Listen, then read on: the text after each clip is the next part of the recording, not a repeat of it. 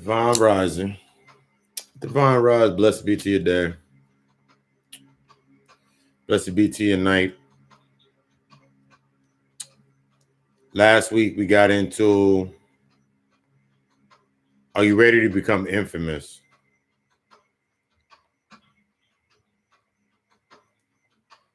This week we're going to be getting into something that I had to learn when it came into doing your work, doing your internal work, and doing your shadow work, doing your internal work, doing your healing, coming into your potential, your purpose, things of this narrative. Some of the things that are most important in understanding the differences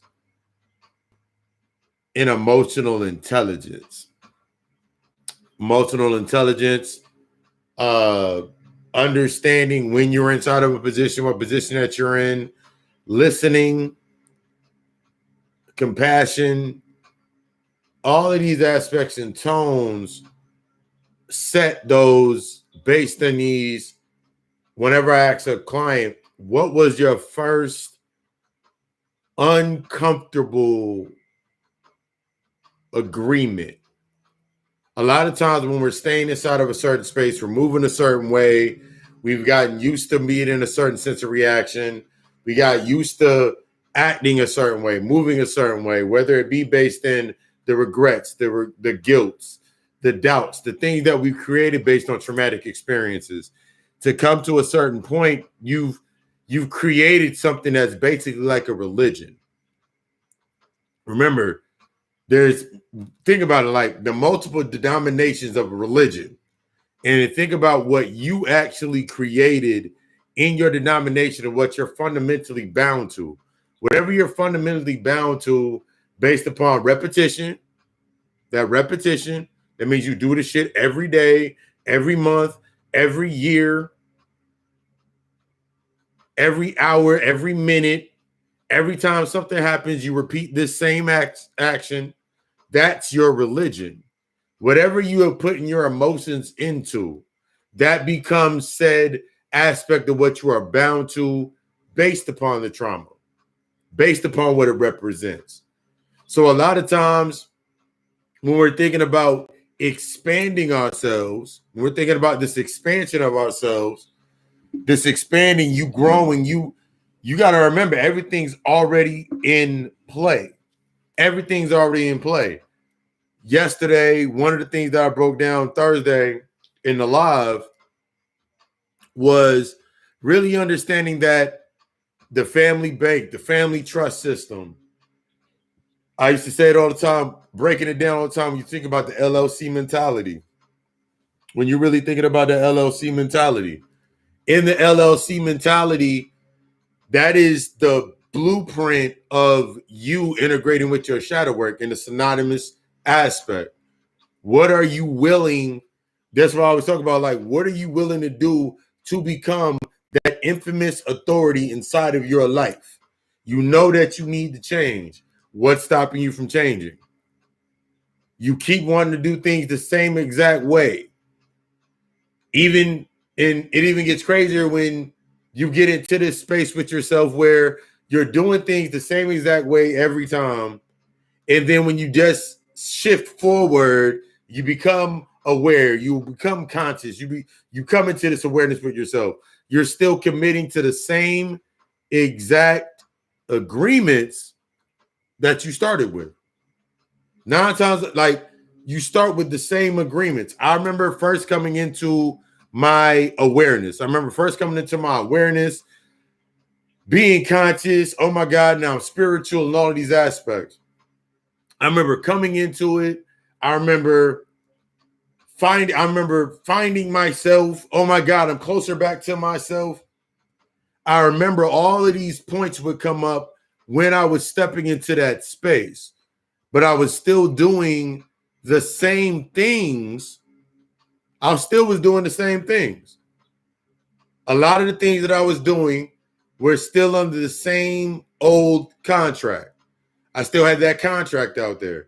Even though I'm listening to a Bobby Hemmett lecture and he's saying this shit's over. And I'm listening to these this shit's over and things of that narrative.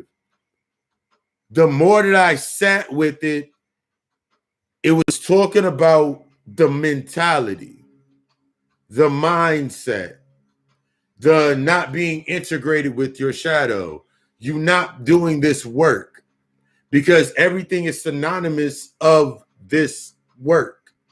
Everything that you do is going to be synonymous of this work. You're going from a state, quite simply, when I talk about shadow work, when I tell you break down shadow work, you're going from allowing yourself to be triggered. You're going from being triggered to allowing yourself to become triggered. You're going from being uncomfortable and being scared of being uncomfortable, being scared of the death, being scared of the transition, and you're moving into the sense of allowing it to happen. What triggers you? When it triggers you, what does it bring to the surface? What does it make you think about? What things have you not dealt with? Because that's what happens in every space that you go into. A lot of people come into their work, and I've had like so many people come to me with their work, and they'll get to a certain point, but then there's still the expectancy there. There's still that expectancy. There's still this point where it's like, well, now that I got this information this way, I'm going to keep getting information that way, and I'm going to keep doing what I'm doing. That means you go from a space of you not having a voice. And now the moment that you think, you have to really think about these integration points. I remember not really having a voice unless I was angry. I remember not really having a voice unless I was pushed to that point. That's the only time I had a voice. And then when I didn't have a voice, when my voice wasn't being heard, I was still speaking, because when we think about these emotional aspects, we always think about happy, sad, mad, depressed, but you're not dealing with irritation. You're not dealing with regret. You're not dealing with the rejection. You're not dealing with the guilt. You're not dealing with the insecurity. You're only putting on the surface level of what the emotion would look like. That's like, think about it like this. I've known people that are depressed. I was depressed for years. But when you saw me out and about, you couldn't see, all you saw was happy. You saw I looked happy. You saw, oh, he happy. He okay. He's content. He's all right. He's just thinking about shit. But in the truest aptitude to it, I was really depressed. I was depressed. The reason I was depressed went deeper. Regrets, doubts, guilt, not being good enough, not having a sense of my power or authority, being put in positions where I always never seem to be doing exactly what it is I need to be doing or what I should be doing. It was more like doing what I should do rather than what I need to be doing. So I'm like, so naturally you build this space in this discomfort. So now you have to think about it like this. And it made me want to break it down like this. There's already a family bank present. And when we think about breaking generational curses, when we think about breaking generational trauma, when we think about it's going to end with me, we have to understand that this is a business. Everything down here is based on and structured based on a business. None of this, once you really understand yourself and understand the true aspects of compassion, you stop taking these things into that personal sense. I had to stop taking things in a personal sense, because as long as I was taking it in that personal sense, I created the thought. I had the assumption. The thought was already present. The feeling was already present. But it's since I'm taking it personally, similar to still living in that traumatic experience, what do you think I'm going to keep doing? Everything that comes up that's supposed to be, everything that's supposed to make me uncomfortable, I'm not going to face. I'm going to keep doing it the same exact way. I'm going to keep them with the same exact narrative. But I ask you something about that narrative, the same way I talk about people with your mother with the narrative, your father with the narrative, your uncle, your family members with that narrative. How does that narrative work for them? How does that narrative work for them?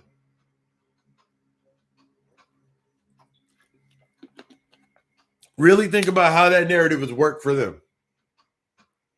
That narrative of that old narrative that your mother lives by, the welfare narrative or getting money narrative or whatever narrative that may be, doing whatever it is to get what she wants. That's the same narrative that you living by. That's the same narrative that you living by. That's the same. Your mother heads the, when we think about, now I want to break down what a family bank is. Family bank, family trust. Oh shit. I'm plugging things. The family bank and the family trust. The family bank, the family trust, the loan accounts, all of these aspects. You want to create a trust, last will and testaments, all of these aspects. Those have been in play for years. But if you don't understand emotional, tonight we don't be getting into that emotional intelligence. Until you understand the roots of emotional intelligence, every time something comes up that hits you, that's supposed to be challenging you to change your direction or change your course. Remember, because I've talked about this before, it don't matter what's going on outside of you, what somebody is doing, what somebody is saying, how somebody is acting, how somebody makes you feel. Doesn't matter about any of those aspects. Doesn't matter. It matters in how you are learning, either based on reaction or response. That's one of the main keys where it comes into where you're going to get really uncomfortable. Because as long as you're able to react, as long as you're able to react to a lot of these things, that means something happens, something comes up in your life, you react to it the way you've always reacted to it, and then you know that you're reacting to it the same exact way, because at the end of whatever it is, the job, relationship, whatever it is, what do you do at the end? You say the same lines.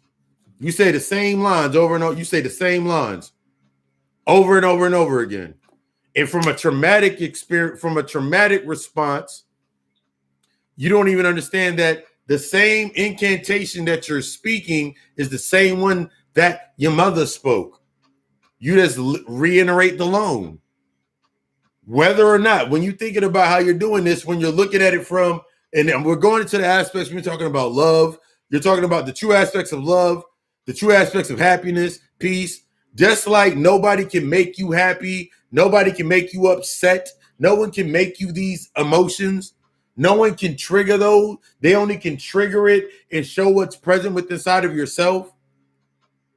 And then based on how you learn how to respond, that's what changes the narrative. So when you're thinking about all these, when I've talked about it before, I'm talking about what's your emotional credit score? What is your emotional credit score? Do you know how to find your emotional credit score as an example?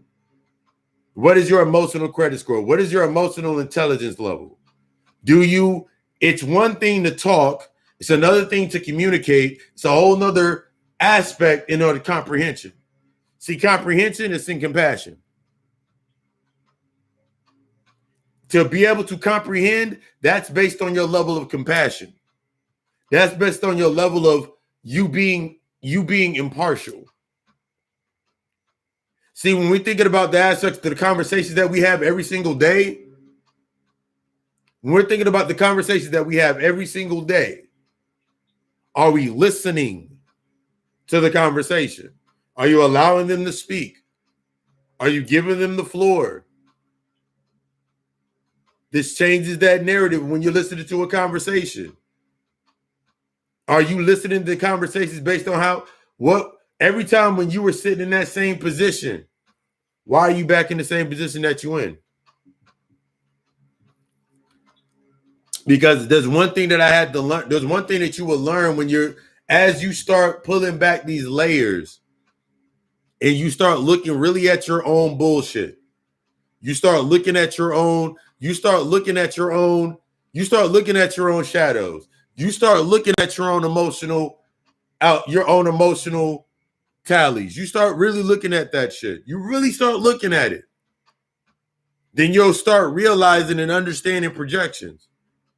But until you start looking at your own shit and take that ownership, all you're going to do is look at everything else to blame. And when we're talking about blame, I'm not talking whether you do it directly or indirectly. Whether you do it directly or indirectly. See, a lot of times when I had a lack of emotional intelligence, even when I thought I was simply venting, I was simply just I was simply speaking how I felt.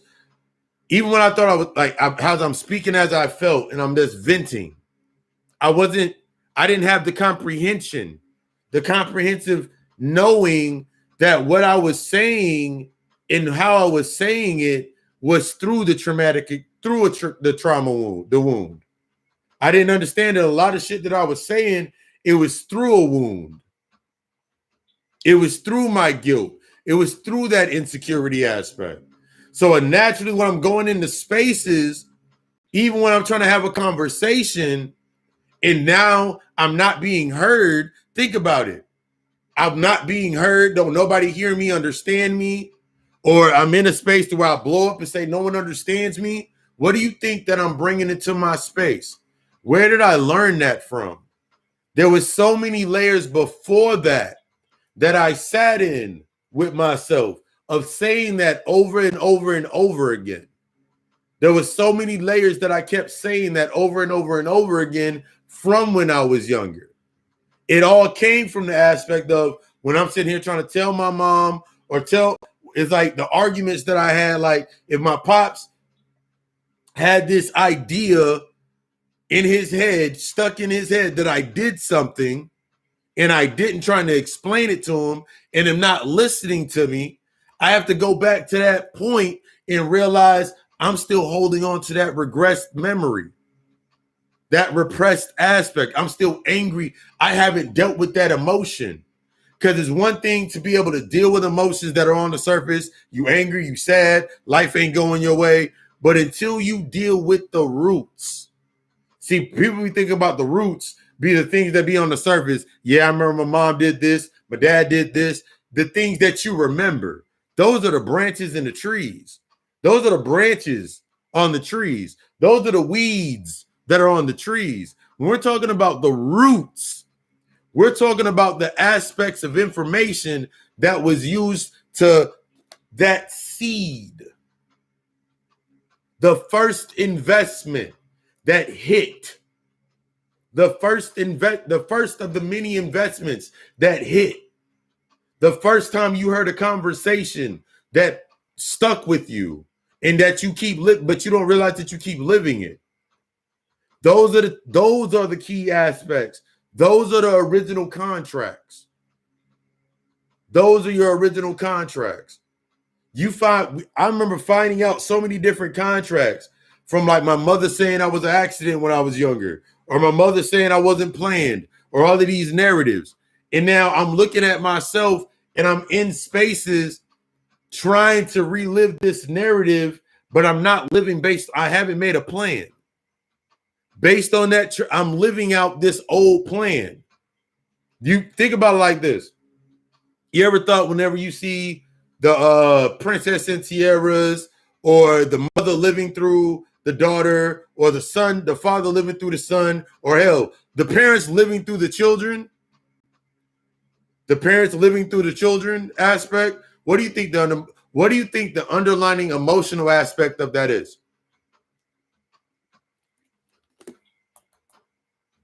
What do you think the underlying emotional aspect of that is?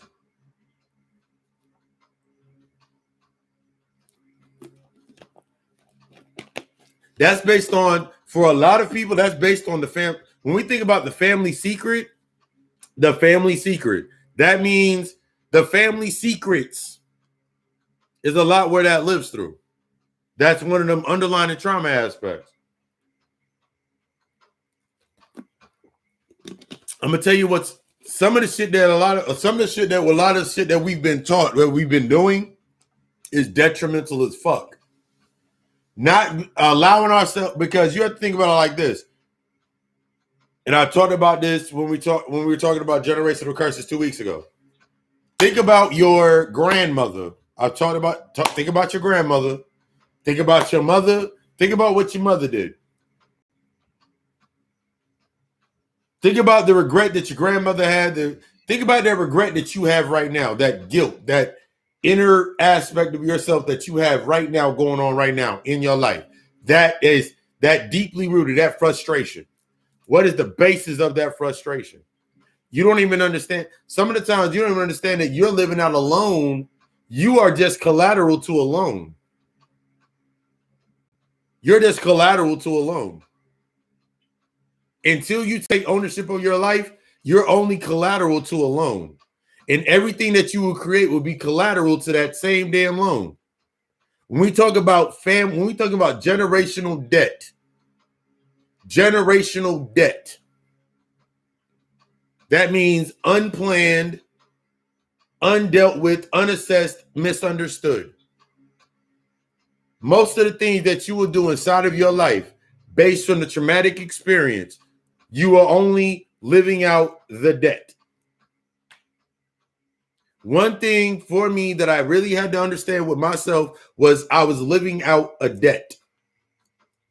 And until I dealt with that debt, I was living out that debt. I had to get to the root of that aspect of that debt.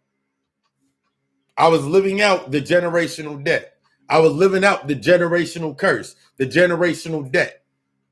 And until I became the pariah.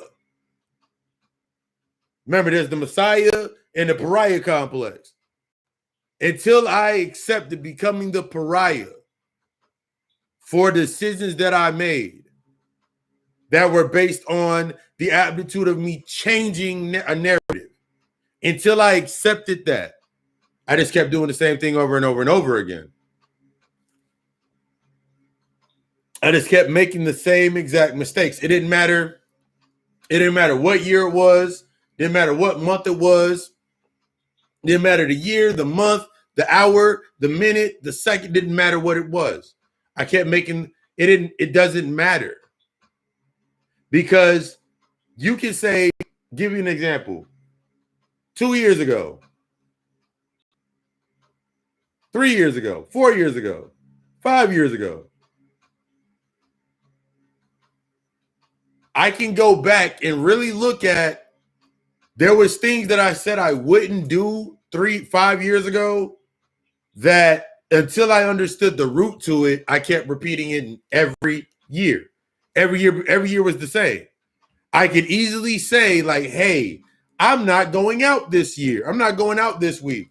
I'm not going out this month. I need to save some money. I need to do this. I need to do that. I could say all of these things. Easy.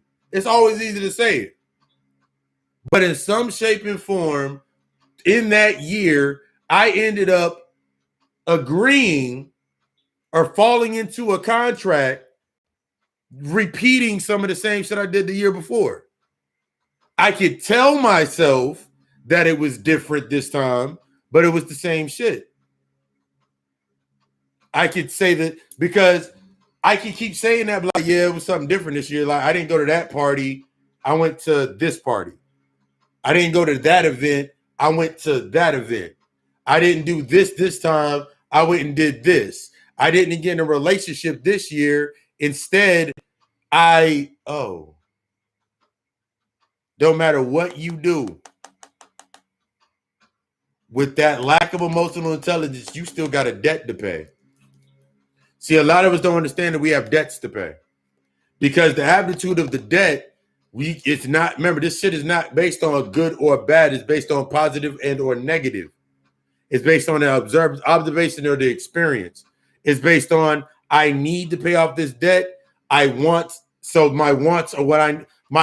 are the lessons that I need to learn based on clearing out that space. until I got to that point, until I was getting to these points with myself, every time I went into a space, that's where I would get triggered.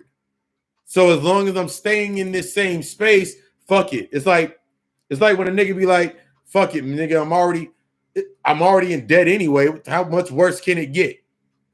I'm already in trouble anyway. How much worse can it get? I'm already gonna get cursed out when I get to the house. What does it matter? I might as well go all the way. Think about that mentality that you can. A lot of y'all have carried that mentality, and then sometimes the spirit come and test you on that shit. Oh, you saying that? All right, cool. Are you really ready? Like when I talked about last week, are you really ready to become infamous? Are you really ready to sit in this receptive seat? Are you really ready to sit in this true negative, the true be to become the negative in all spaces? To be able to ultimately learn, apply, and move and navigate. Are you really ready to sit in that space? Because I can tell you, sitting in this space, when you think about what Bobby Hemmett said about what Bobby Hemmett said, panics, what they've said about those aspects, those things are very true.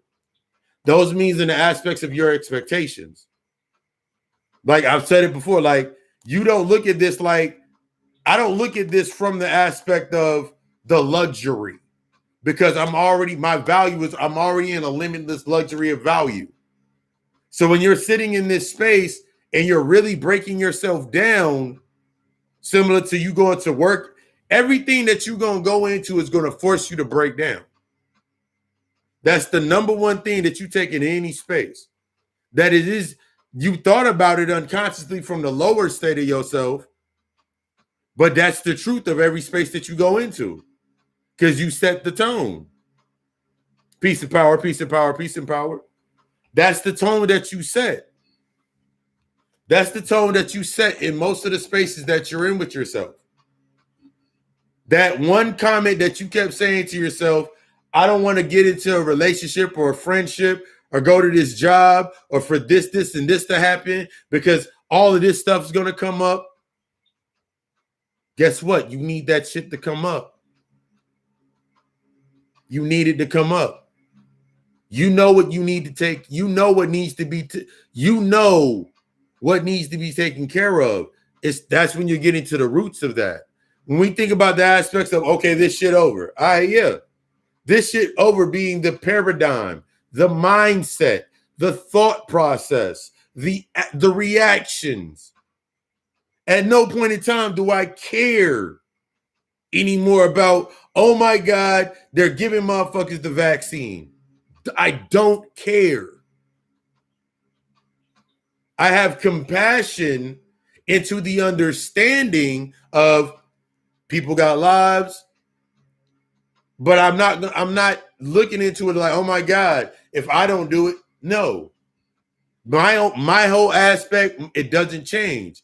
Impartially, unbiased thought process to me is study all, follow none. Research everything. Go get all the information that you need before you make any steps. That requires you becoming emotionally present, because damn well sure you think about this group think, the group think mentality. That's what you've been used to. That's why it's so easy for things to trigger you. That's why it's so easy for things to get to people, because that family bank, the family trust, that is the equivalent of all of the emotions, that soul contract, that debt. That means your mom, your grandmother, your grandfather, your aunts, your sisters. There's at least 9 people on that board of a family bank. And they all run the numbers and everything in that space. That's where your first groupthink was. That's where your first groupthink aspect was. That's the first thing that you learned about how to use your emotions, how to write loans. Every time I've really thought about this when we think about Why are they teaching the kids in school about loans and in banking and finance? Because in order for them to teach them that, they would have to teach them the emotional aspect. Because the money, the bank, all of these aspects, those are the byproducts of your emotional, those are the byproducts of emotional intelligence. Those are the byproducts of your emotional literacy. So you can go do whatever you want, because I'm telling this from the space. I did that shit for fucking 15 years. Did that. It never got anywhere. No matter what I did, I didn't get anywhere. And then when I stopped blaming others for my shit, I really started understanding why I wasn't going anywhere. Because I was trying to attract based in that old paradigm. I was trying to attract based in that old shift. I wasn't ready to unplug yet. That true unplugging from it.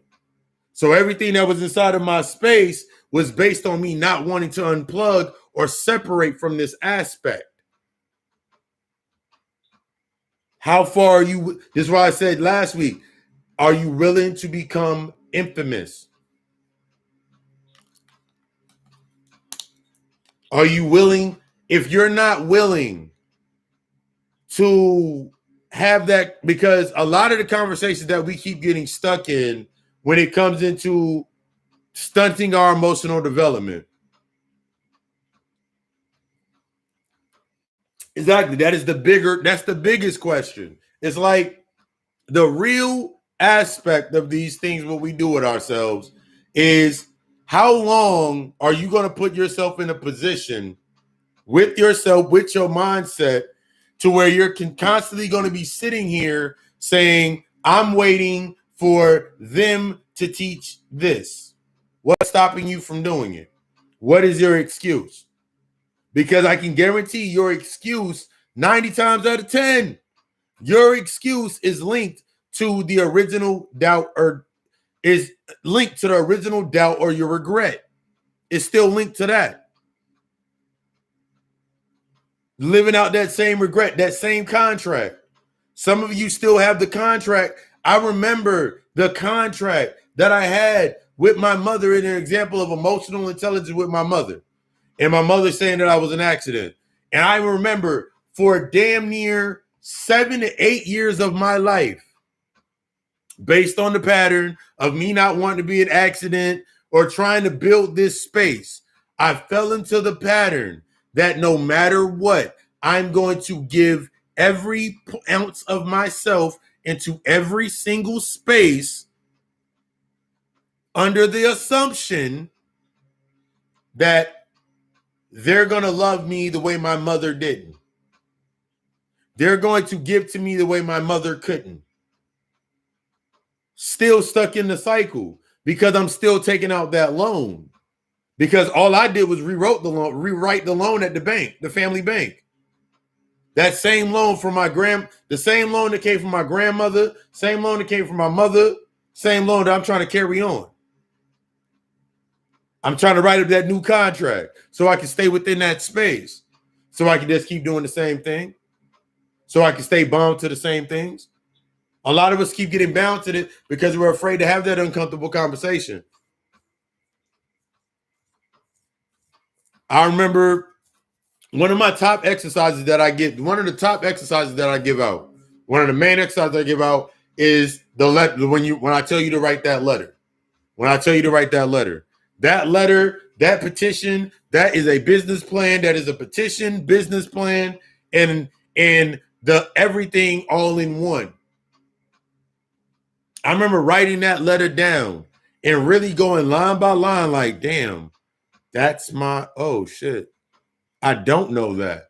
I remember looking at these lines in my letter, and I remember writing my first petition. And I remember looking back at my first ever petition that I ever wrote. And the person that I wrote that petition for don't even exist.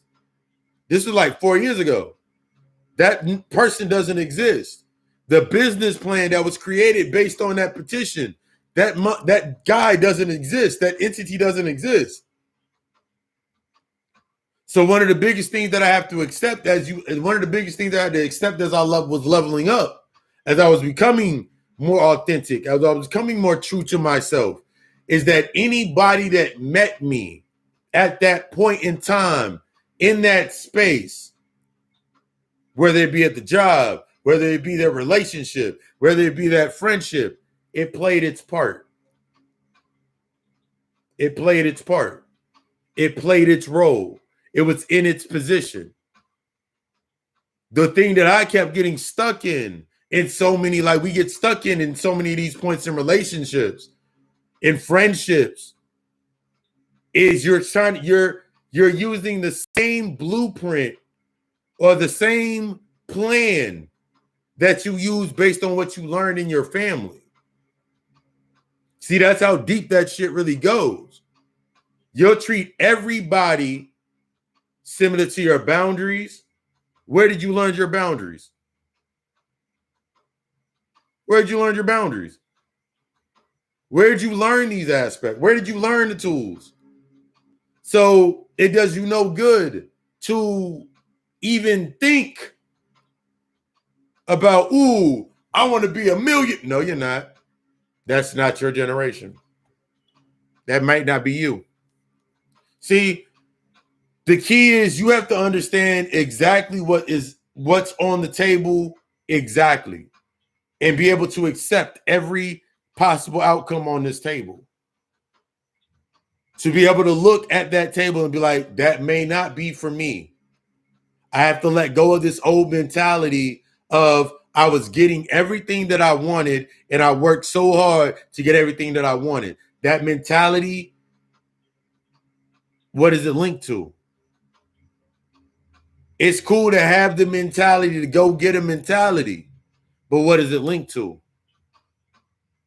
What emotion is that? Is that driven by emotion? So you can stay relevant to the emotion? So when you don't get something, now you upset. Now you can go somewhere else and go hop back in your hole over here? Or is it really based on emotional presence? There's a difference between doing things based on you trying to find satisfaction and it's based on you being satisfied.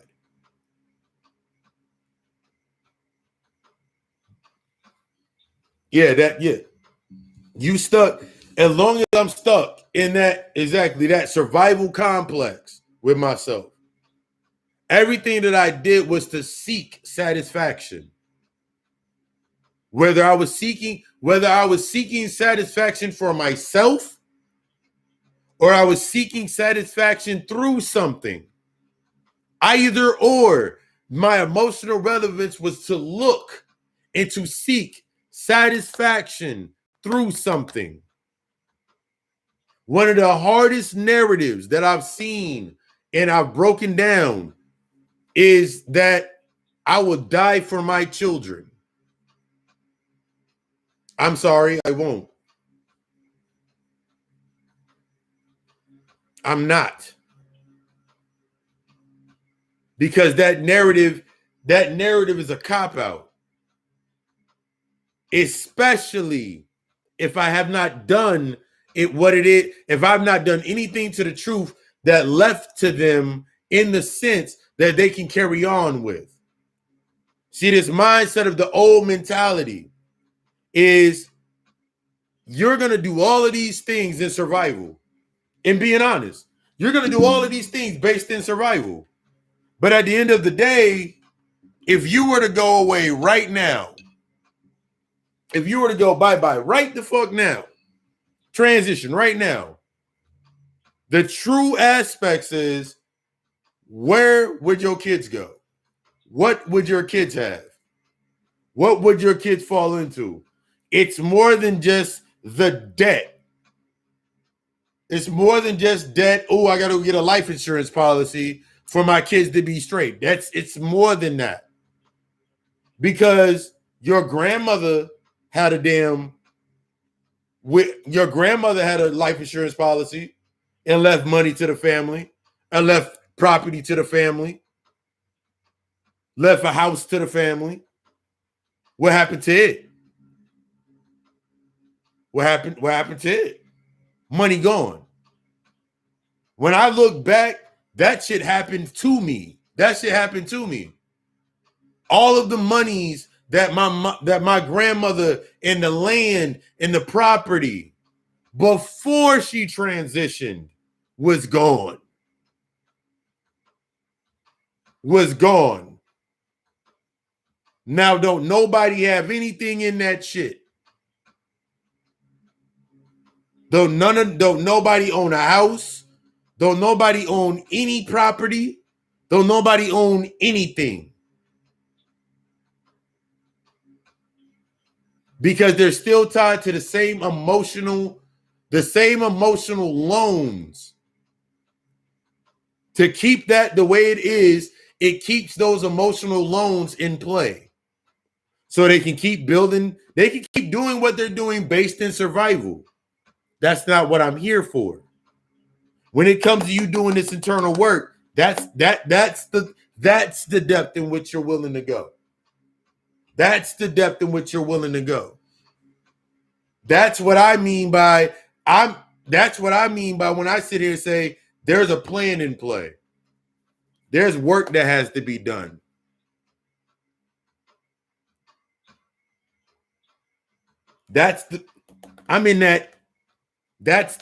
I got shit, no. Because I refuse to be anything less than, if anything that I create while I'm doing what I'm doing, the only thing that I have to create inside the space is peace. The ability and inspiration of peace. Bottom line, baseline in any space that I go into. That's not based on anything that I bring into the space, anything that I buy, anything that I purchase. Simply being able to be in my space and it be at peace. To have, because that's the truest aptitude of it. Until you get to that point and accept that, it don't matter. It didn't matter where I went. I was never at peace. Something always could get under my skin. Something always could get up under my skin and expose that I was upset. Expose it. Make me mad, upset, whatever it was. That's how I knew I wasn't at peace. I was in that. I've talked about that. I was in purgatory. Happy.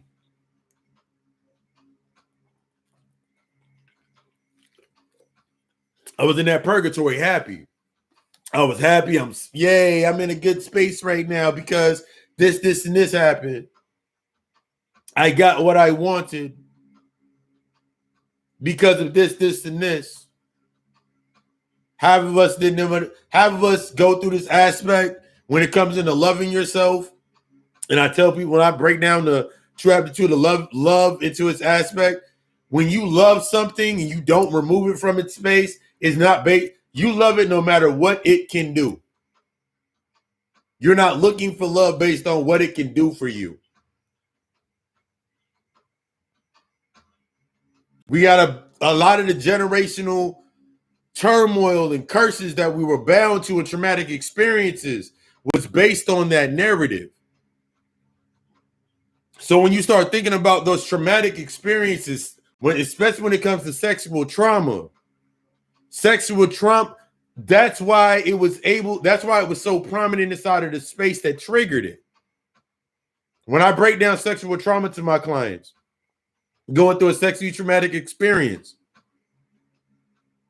and then when you feel like threatened, now you feel like a victim, your self-worth, all of these values, now you got all these new variables.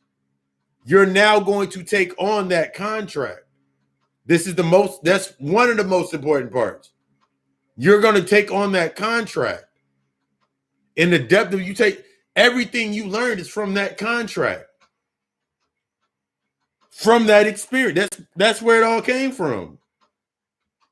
So no matter what you try to Rubik's Cube in your life, that's where you got it from. That's where you learned sex. And until you deal with where you learned it, it's going to keep coming up in your life because you're going to keep creating contracts, i.e. more, you're going to keep creating collateral. Yeah, we don't talk about the kids. You'll keep creating collateral or treating relationships as collateral or friendships as collateral to your emotional damage.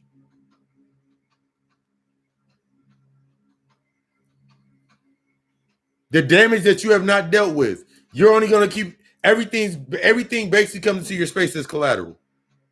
That's why you always say, that's why when you think about, go back to think about when your parents and your folks said, my kids, these are my kids, that's my man, that's my woman, that's my this, that's my that.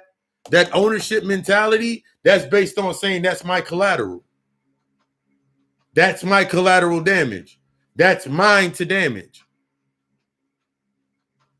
Just like if you go into a space, I'm your woman. No, you're not. No, you're not. We're in a space based on this experience. We gonna trigger the fuck out of each other in our experiences. We gonna learn emotions in this experience. Where you're not willing, you'll create a fault. Where I'm not willing, when you're not willing, we'll go we'll go forward. All right, cool. But you got to be honest with yourself in that space. Like a lot of these tones that we've created based on that ownership mentality is lack of the ownership of ourselves. You can go back to slavery where you can go back. You can say, okay, but that's what we were taught in slavery. That's what happened to us in slavery.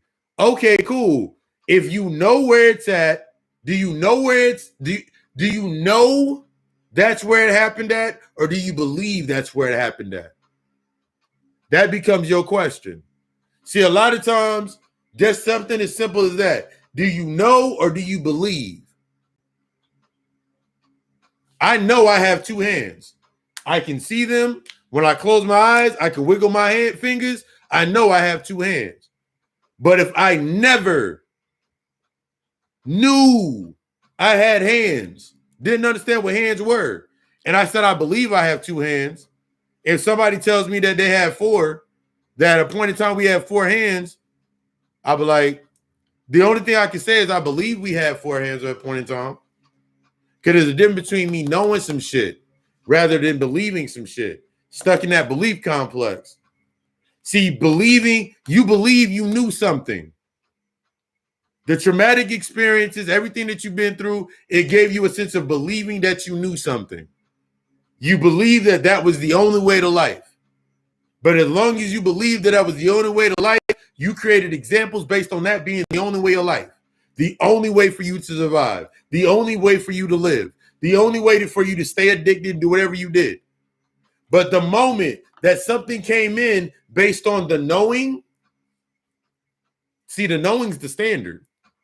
The knowing is the quality of my standard. I know where I'm at. I know that I need to be vulnerable. Yeah. That belief aspect, it warps your perspective. That belief, you don't really understand how much that belief, but here's the key to it. The belief itself was a thought that needed to live itself. To believe, the definition, the word itself, belief, it needed to exist. So it needed to experience itself as you through I believe. So you created experiences based on the belief. That thought needed to live. The emotions behind that thought needed to live. See, when you know it's see, this is the key. Knowing is based on emotional presence. That means I can sit there with it. That means I can feel it.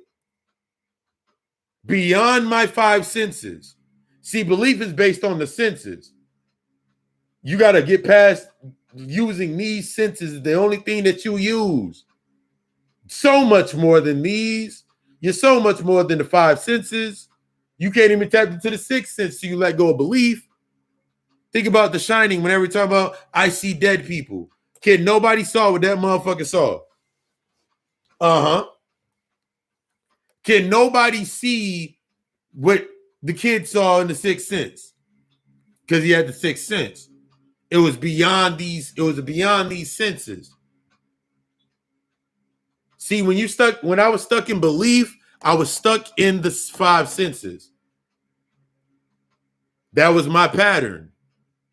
So if I didn't see it, if I didn't hear anything, I could make assumptions. If I didn't see it, I can play tricks on my own eyes. If I didn't taste it, I didn't hear it, I didn't say it, then I can manipulate it. But based on that knowing aspect changes everything. Because once you know that you don't know anything, then you become okay with it. I don't know any more than when I started, and I don't know even less when I end. That is the ultimate perspective when I leave, go into a day. That is the ultimate goal of every single day. When I go into the day, new slate. I don't care what you can say, but yeah, it's different when you got the bills. Yes, understandable, overlay into the program. It's already there. Those are the roots of those are the keys to your experiences. Understandable. Trying to teach you how you program your illusion. But it's the emotions that go with those points that created those gateways, those thoughts. Why they live, why they exist. Why you can't get this, but you seem to always get this. How you programmed it. Them bills are always going to be there. All that it's always going to be there because it's a part of you existing down here. It's going to be stuff that is going to be based on your experiences. It's the emotional catalyst that you use to empower those points.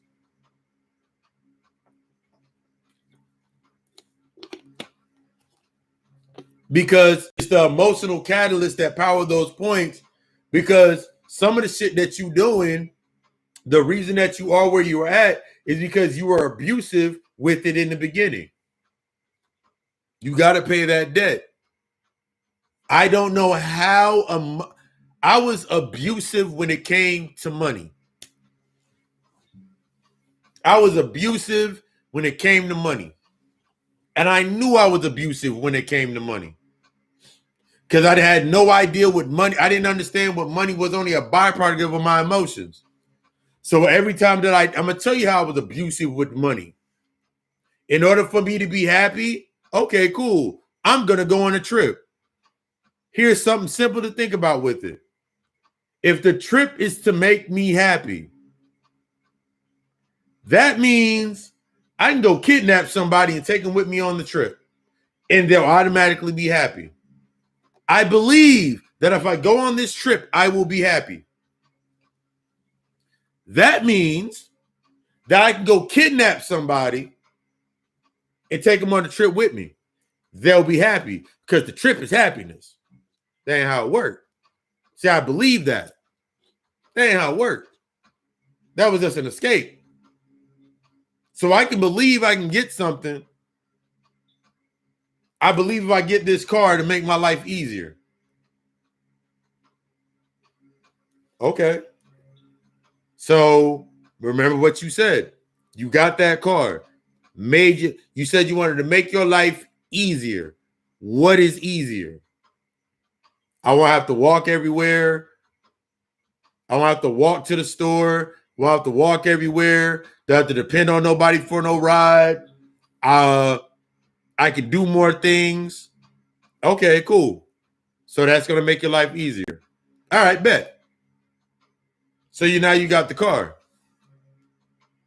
Now you got the car. Yeah, you can drive. Now what used to take you 20 minutes to walk down the street to the store, you get there in 3 minutes, 5 minutes. Okay, cool. You got there in 5 minutes. Great. You can buy some more groceries. All right, great. Oh shit, you got a car note. Oh shit, you got gas. Oh shit, you got gas. Oh shit, you got insurance. Oh shit, you still okay. See, the belief, you don't adjust your pattern to a belief. You just keep the pattern going. Like, think about people like, all I got to do is tell Jesus that I'm sorry and I can go to heaven. Some of y'all still do that same shit now. All I got to do is go talk to Oshun and I'm forgiven. See how you just replace shit? You keep spending the same amount of energy that you do not know how much it is. You do not know the quality of your own energy. You keep spending the same amounts of energy in that space to the same pattern and wondering why the result keeps going down. Why you are in a decline. Because you don't understand what energy you're using. I don't know how many times I was sitting in a position and oh my God, I'm excited. I got a new job. I got a new job. I got a new bag coming in. Yay. But I'm still spending like I did before I had the job. So I didn't learn anything because I thought that the more that I was making outside of myself, that means I can do more. I don't have to change. 90% of the shit that we do is based on you not wanting to change. And you must be honest with yourself to that point. The reason that you will not do most people do not do this internal work to a certain depth is because of the true fear of change, the lack of the existence. What will I be after this? What does it matter? You said you were tired of what the fuck you were at now. You said you were tired of waking up, eating peanut butter and jelly mad as hell every day. You said you were mad as you said you were done with getting into these dead end ass relationships, but you're not understanding that the relationship's showing you that you're at a dead end. The friendship's showing you you're at a dead end. Your homegirl, your homeboy, the government happening with the government going filibusters and all this shit. All that's showing you. But you wanted to be something else so you can stay yourself. That becomes the truest point of it. Once you start being like, you know what? That's only based on me. How deep does it go? How deep do I go? Once you, nigga, damn, I didn't really understand it. I was doing that with we've all done it. We've all done that shit. We've all put ourselves in these positions at one point and another and just kept doing it over and over and over again. Staying in that mentality because that mentality meant safety. I can be safe here. If I stay in, I'm safe here. I ain't got to worry about nothing here because I always got something to fall back on. And what are you falling back on? The old loan contract, the old collateral, trauma bonds, family members, anything that holds the secret, anything that knows the event that happened, that will not speak about it. They're feeding from it just like you feeding from it. So now you got to think about the same narrative. You're talking about family will bring you the fuck down. I know I've said this shit. Family will bring you down. They feeding off the same bullshit I'm feeding off of. That's the only way they got access to me. The same family secret, the same fear narratives. They feeding off that the same way I'm feeding off of it. Because Lord forbid I become the pariah and talk about it from a space of a healed space. Lord forbid I say, oh, what about this? And bring it to the surface and talk about it. Been there, done that, already did it.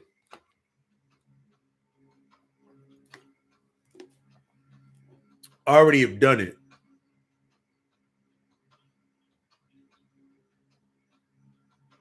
It changes everything. It gives you the true basis of the foundation. That level of destruction changes everything about you. And if you're not ready for it, it shows up in everything that you do. See, I made that jump. I made that decision. That was one of the deepest purges for me ever, was to come from a space of not allowing the regret to hold me back from speaking to that point, to have those conversations. Because I give an example. Even though I did that aspect with my mother, and when I tell you, that's why I tell you I don't do this shit with expectation. Even though I had that conversation with my mother, you had to be willing to eat, because think about it like this: the feeling in your mind to even say I'm willing to lose it all. That is a triggering experience in itself. If you sat there with that thought process and thought about losing everything and sitting there, really everything, not just the service, not just the money, the house, the car, not all that, not just the physical aspects, but I'm talking about the identity, the very identity of yourself. Losing, saying, I'm willing to lose it all.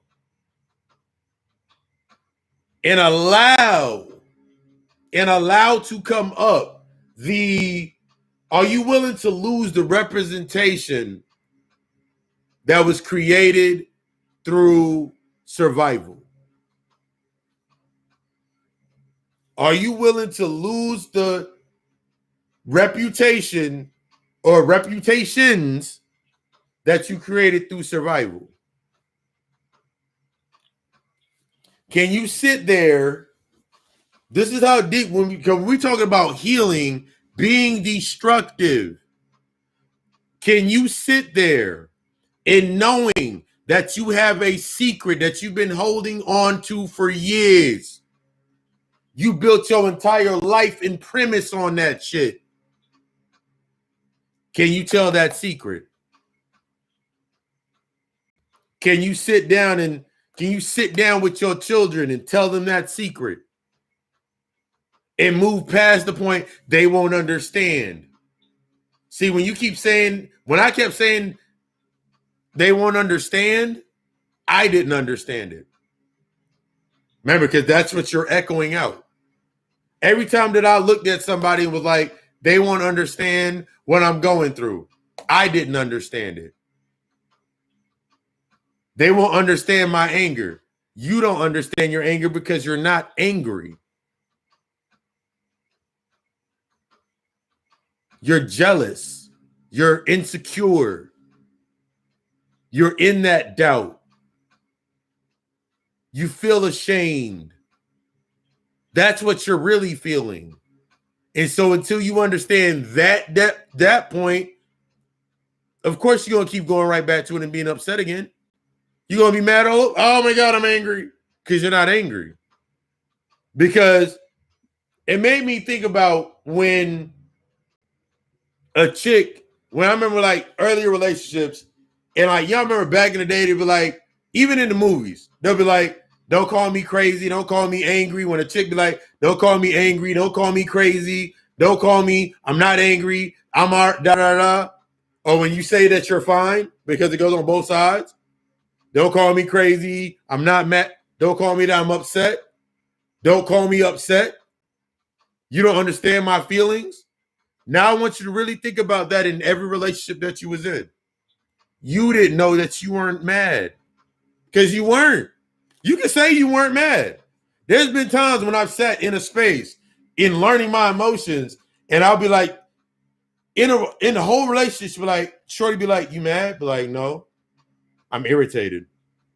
I'm disappointed. I'm irritated and I'm disappointed. Not disappointed in you.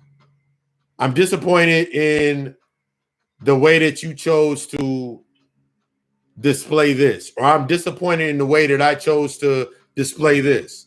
Whole different conversation. That's a whole different conversation. Instead of just saying that you're angry, that you're sad, that you're depressed, it's a whole different conversation. When you can really sit there and be like, I'm irritated, I'm disappointed. When you really can pinpoint, remember, it ain't about denying the emotion. When you can really sit there and pinpoint the emotion and express of that emotion. There's a show that's on, it's a Tyler Perry show. And I saw like the commercial for it. I was going through my Facebook. And it's called like The Sisters or some shit. But the therapist, like in the opening scene, in this scene, the dude's laying in the bed and there's a chick sitting on top of him, and there's another woman, and then this girl walk in. There's a whole damn argument. Why is this woman laying? I can't explain. Remember, when you're stressed, you make these decisions. Uh-huh.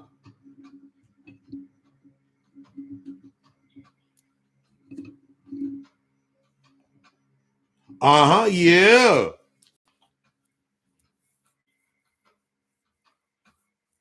Exactly. This is what we have to understand. Like, that's one of the major keys that we got to understand is a lot of the things that we have made ourselves easy to do is because of that inability to understand the emotion.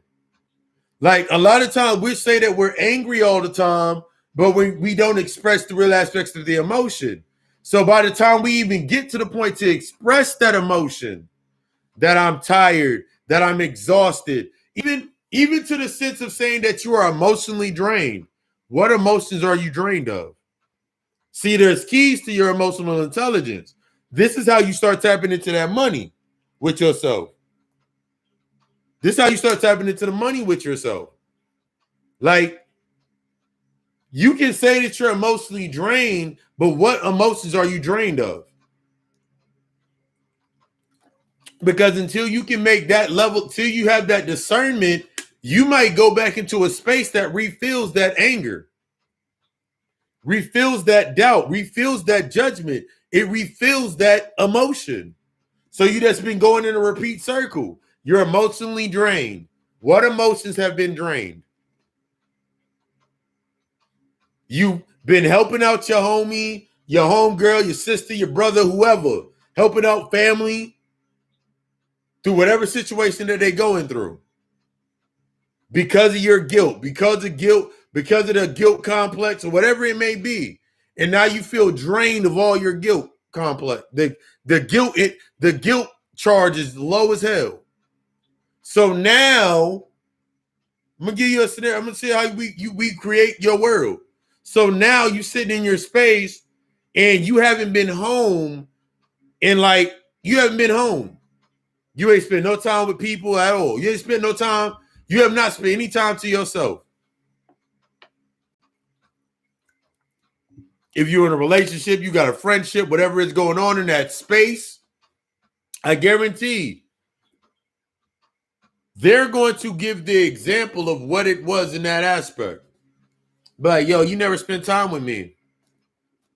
How many times have we heard that? You don't spend any time with me, and you were at work.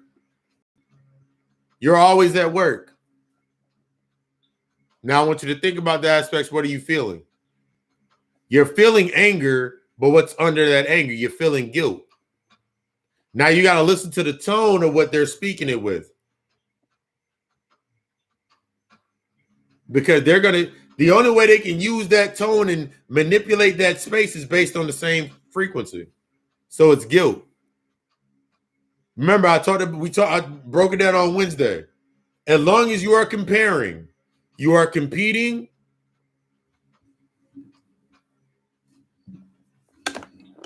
Ooh, yeah, ooh. Let me read this one real quick. I would get upset. I knew there was something wrong, and I'd ask her, and she'd say nothing. We having a conversation, and she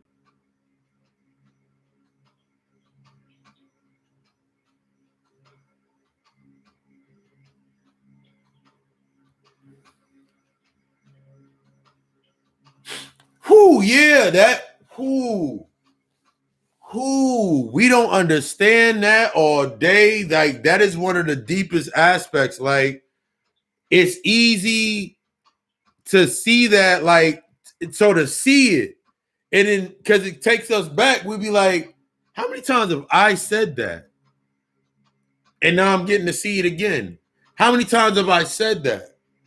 And especially when we're thinking about that emotional catalyst, remember, like the emotional overlay of your life, the things that have not been assessed in your past, in the childhood aspects of ourselves.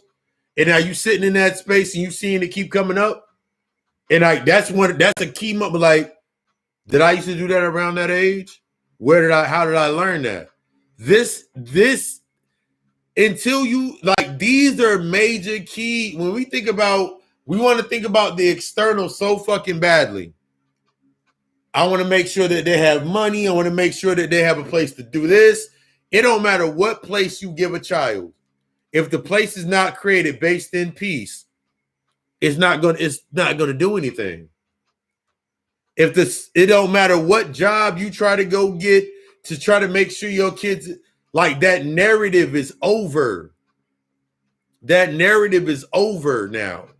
That narrative is now done. That's when we talk about the roots of generational curses and traumas.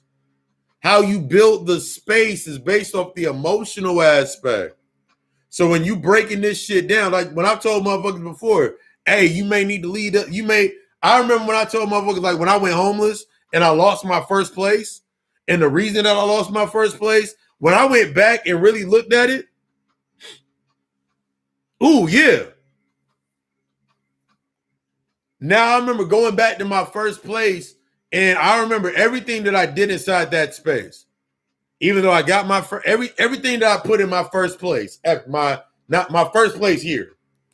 And I remember when I remember why I lost it. On the surface, wasn't managing them. Like, money got messed up, all that good shit. I kept blaming on some external shit, but all that external shit was the aspects of me dealing with myself. I built up a contract in that space that I created, and it was cashing itself out. I no longer could do what I needed to do inside of that space. I wanted peace, but I didn't build that space off of peace. Until I assessed the peace in that space, I couldn't find peace. I found peace on the street for 6 months. I found peace walking in the rain, walking in the hot ass sun. I found peace in the winter, in the fall months, being cold as hell outside. I found peace. I found peace in some of the most. You only find peace where first you go through destruction. If you're not willing to go through the destructive process, you'll never find peace. You're just gonna keep trying to. Ooh, I got a sticker. Ooh, I got a sticker. I got a sticker for this. I got this. Yeah, I did it this way. Okay, cool. You kept doing it that way, but you didn't find peace. You just keep making more collateral contracts. Now you just got another contract out there. You got some more collateral. Now you look back and you think about the thought process. I'm going to die for my kids. You selfish. You a selfish motherfucker. Actually, you're going to be selfless for your kids. Because you're going to destroy the body that leaves no understanding. You're going to destroy the body that is not integrated. It does you no good to destroy this body if it's not integrated. Because that shit got to live. Y'all remember the movie The Mummy, when each part of his essence was in a different joint, and they have no lesson. They have no lesson. The only thing that they now learn from is my dad died for me. My mom died for me to work hard, for me to get to this point. So now that's the only thing that they now got inside of their mind. So now they're just repeat this. I'm going to do the same thing. The same death march. You keep committing to the same death march. Whether you want to understand it or not, it's the same death march. It's the same point of aspect, or the point of, it's the same point of intersect that you keep coming to that same point in the crossroad. All because you can't have that uncomfortable conversation. All because of that contract still in play. You still got some money off of it. You still get, yay, I can use that. Okay, that's nice. That's great. Cool.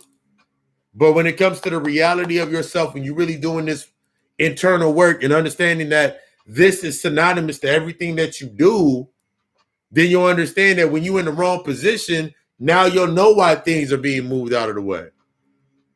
Now you'll know when you start saying, now you understand the power of your own mind. And when you say something, here comes the test that comes with that. I don't know how many times I sat in positions and I would say things, and I'm sitting there surprised that the shit happened. Sitting there surprised that the shit happened. But this was the key. As long as I was sitting there surprised that it would happen, it popped off. As soon as it popped off, it would happen. Now I'm sitting there surprised that it would happen. Now I have to look at it based on, I have to shift from the result or the reaction to the response to what I'm in this space. I have to shift from trying to be the Messiah and save it when I know that I need to become the pariah. See, as you moving through your spaces, you starting to understand that in some spaces you can't be the Messiah everywhere. You're going to have to be the pariah. That's your duality. In what spaces that you become the Messiah, or whether it's positive or negative, is based on your level of, I don't regret this. I do not have guilt for what I did. And I'm not saying you feel guilt, or I don't feel regret from a place of avoidance. It's because I'm already emotionally present. That's the compassion. That's why they say Jesus is the compassionate. Your willingness to do what is necessary for the greater lesson, for the lesson. That standard. You know you ain't ready for some of the shit that you keep trying to do, but you want to do it anyway. Why? Because I get what I want. Okay, cool. Just because you can get everything that you want don't mean that you need it. Think about everything that you got behind that. See, a lot of times when I was stuck in these patterns, I couldn't see past the I get what I want because I'm going to do whatever it takes. I couldn't see past that. So since I couldn't see past that, I didn't realize I was doing more damage. I was doing the damage. So if I I wake up middle of the day, okay, I'm awake. Yep, stuck in the ego trap. I wake up irritated because I went to bed irritated. So now I'm going to run this program of irritation till it burns out. I need something to refill that irritation. That is an ego trap. You stuck in an ego trap. I do what I need. I do what I need to do to get what I want. Okay, cool. How do you manage the things that you already have? See, that's the other half of that. See, from the traumatic experience of, because you do so much for others, you feel that you are deserving. You are deserving to be the fucking best. You are deserving of it, but you're not entitled to it. You are deserving to be happy, but you're not entitled to it. You are deserving of being at peace, but you're not entitled to it. See, I understand. I'm deserving of being at peace, but I'm not entitled to it. Therefore, I'm not entitled to anyone bringing me peace. To live in that type of thought process means I'm automatically going to compromise my standard or lack thereof in order for somebody else to bring me something. So when it comes time to the management process, I can put it on them. And I can just say the same lines. If you love me, I love you, but because I'm putting a value on it. I'm putting an external value on it. There's a difference between me saying I love you and I lust for you. You know what I mean? There's a difference between saying I love you, meaning that I accept everything and I'll move forward. But I love you. I have this love for everybody. It's equally imbalanced.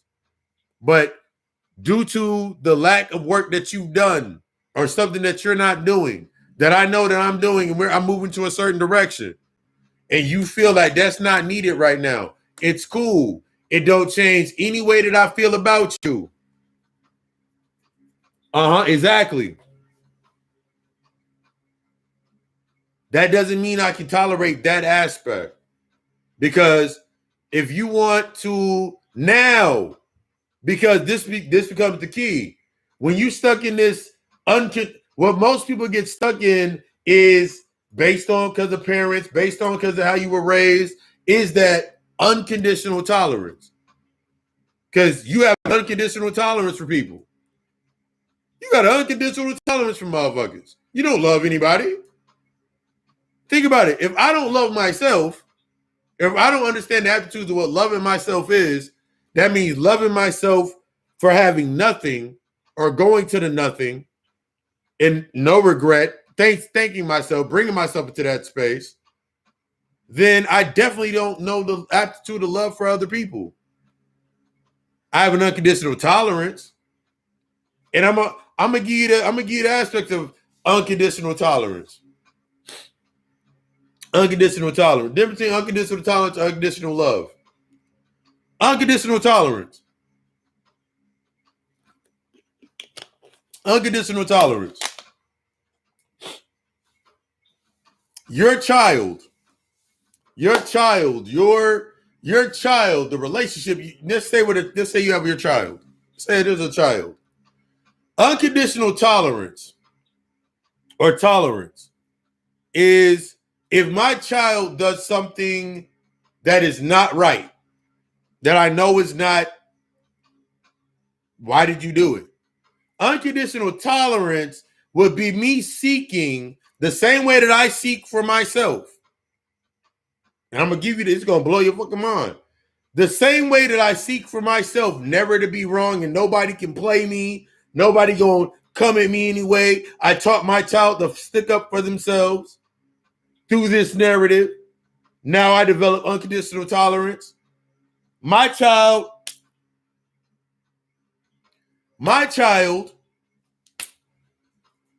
go knock somebody upside the head. Now in my mind, since I believe I've taught my child to stand up for themselves from the narrative from my mind of nobody's going to play you or push you, use your hands, now I got to sit there in that space. Well, they wanted one of the toy. Let's say your child's in. I wanted to get the little toy that she wanted the ball, and the little girl said no, and he pushed her down. Did you really just do that? I can't believe you did that. Why did you push down the little girl? Because you said stand up for myself. Now I got to sit there with that factor with myself. I taught that through tolerance. Because now I have to accept that. See, through tolerance, you'll sit there and create a bias to that immediately. That's not what I meant, but I've also told you this, this, and this. You'll take no fault to what, you'll take no absorbing of what they spoke to you. That was their first time expressing something to you based on the feelings of what you said. They gave you exactly what you said back to you. And then based on exactly, now you're going to sit there and that's your first lesson in talking to them. Because now they sitting in the space like, okay.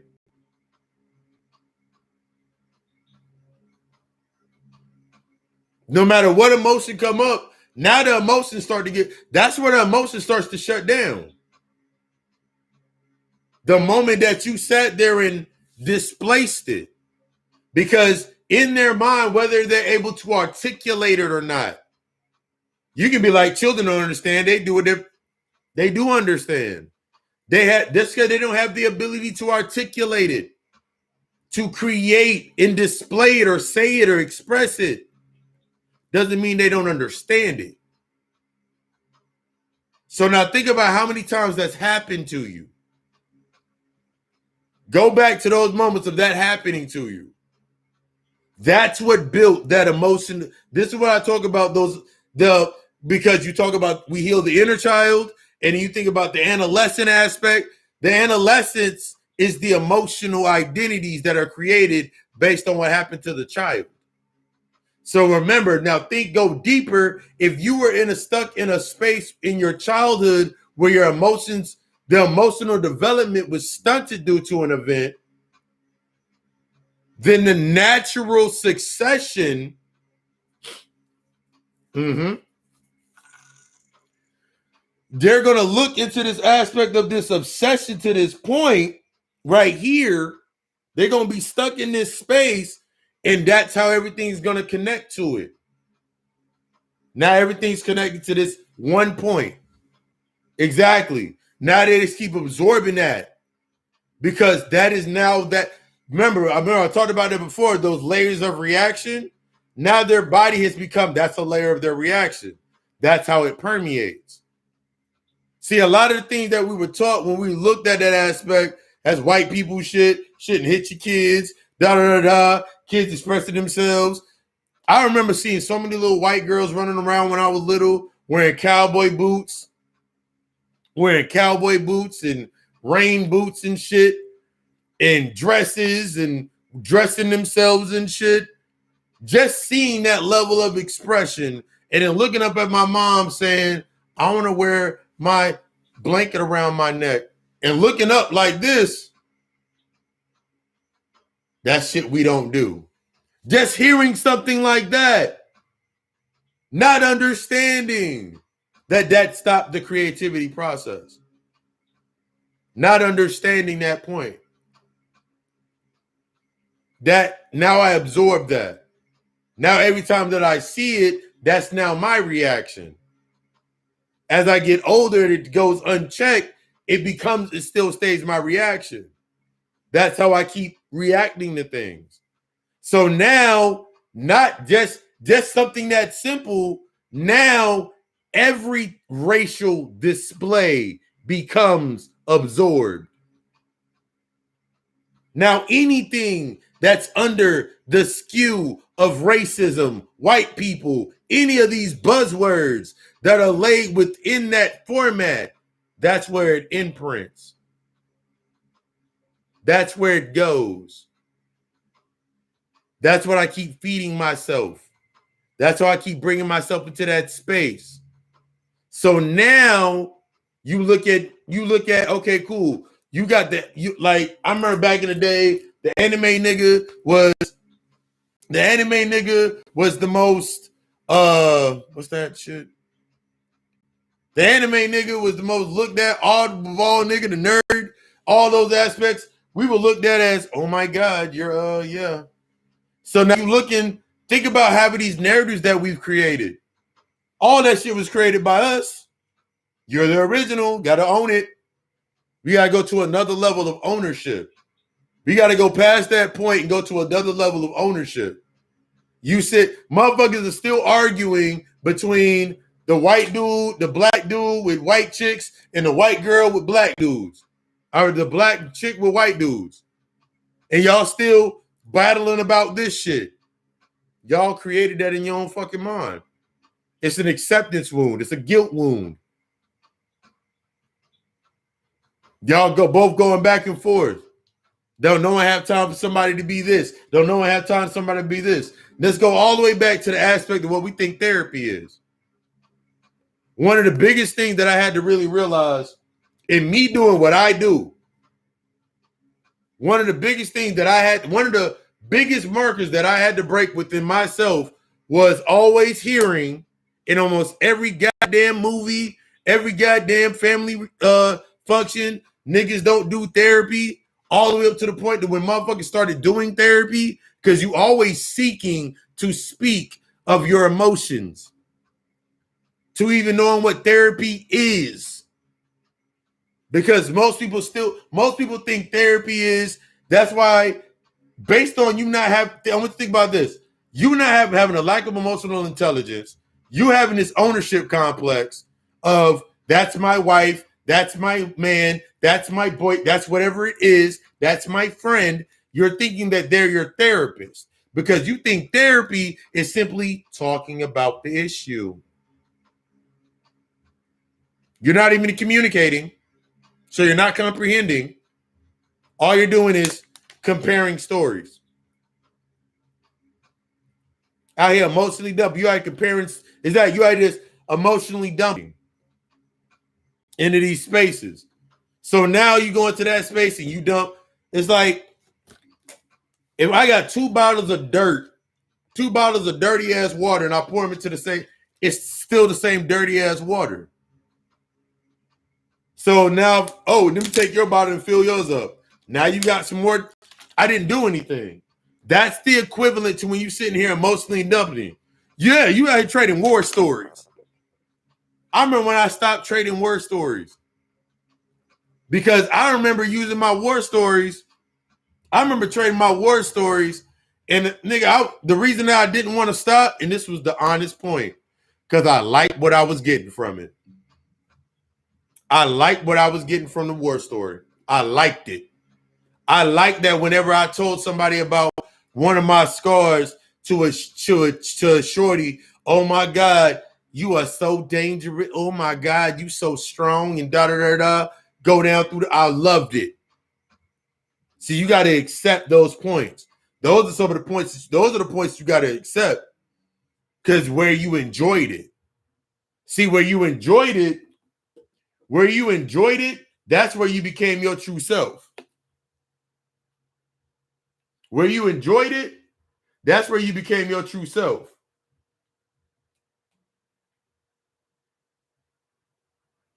But see, we don't want to have that conversation because it's going to force you.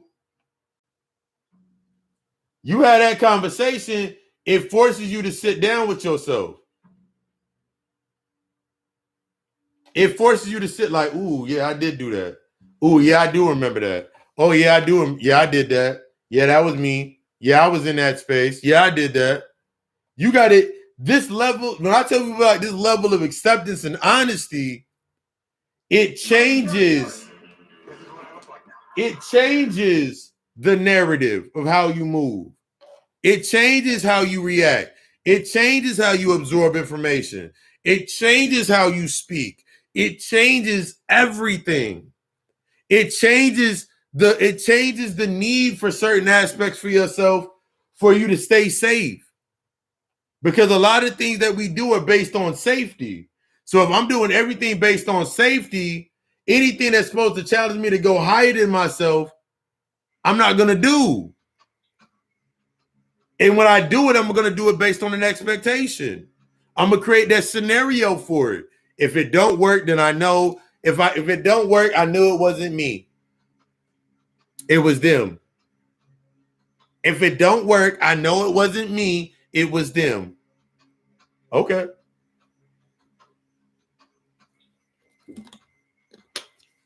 You know how many times that I sat back and realized that it was me? You know how many times that I looked back and really looked into the mirror and was like, nigga, it is me. It is me. It was me. It wasn't anybody else but me. My hard-headed, not wanting to deal with myself, not wanting to have that conversation, not wanting to deal, not wanting to build, not wanting to learn myself, not wanting to learn myself, not wanting to build, not wanting to go past a certain point of comfort. I got comfortable being able to say, hey, I got the bag. Ooh. Yeah, like I wasn't comfortable and I was like, nigga, why? So every time I did something, every time that I said something, every complex of thought, me being stuck within that pattern, my mindset, every single time, what was I doing? So now naturally, being stuck within that mindset, being stuck in this, basically making these trauma contracts. Of course, every year that I get older, every year that I get something happens, I'm looking at my life like my life's not where it needs to be. I'm supposed to be notified. I had to accept and be honest that the position that I was in is the position that I needed to be in. The position that I'm in is the position that I need to be in. Until I accept this position, all I'm going to do is create these distractions for myself to the reason why I can't stay in this position, though I can't leave the position. You wake up in the same body every single day. You wake up in the same body every single day,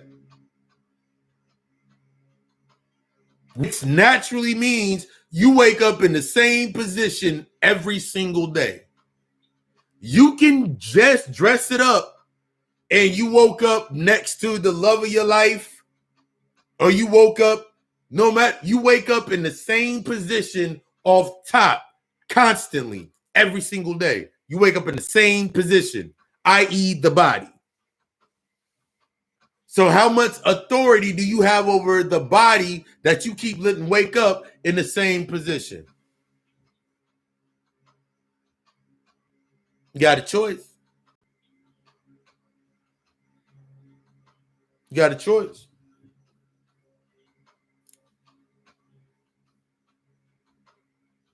But as long as you still stuck within that positioning with yourself, you only gonna keep doing the same shit. Y'all notice I switch rooms? Want to bring some more light, change the space, new block. We building in a new space. This is an example of building in a new space.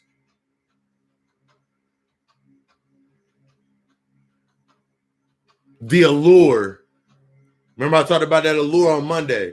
Or was it two? I talked about that allure on Monday. You're stepping out of this infatuation process. The infatuation process was the needed process of when our Dr. Jerry Henry Clark, Ben Yosef, when they came in and they were bringing our information to us, making us confident again. Adrian Broder, all that aspect. That was that point. That was the infatuation, making us come back into our shit. Remember that? Bringing us back into our shit. When you had Bobby Hemmett, Phil Valentine, Shabazz, all of these that really started breaking down the sciences of these aspects.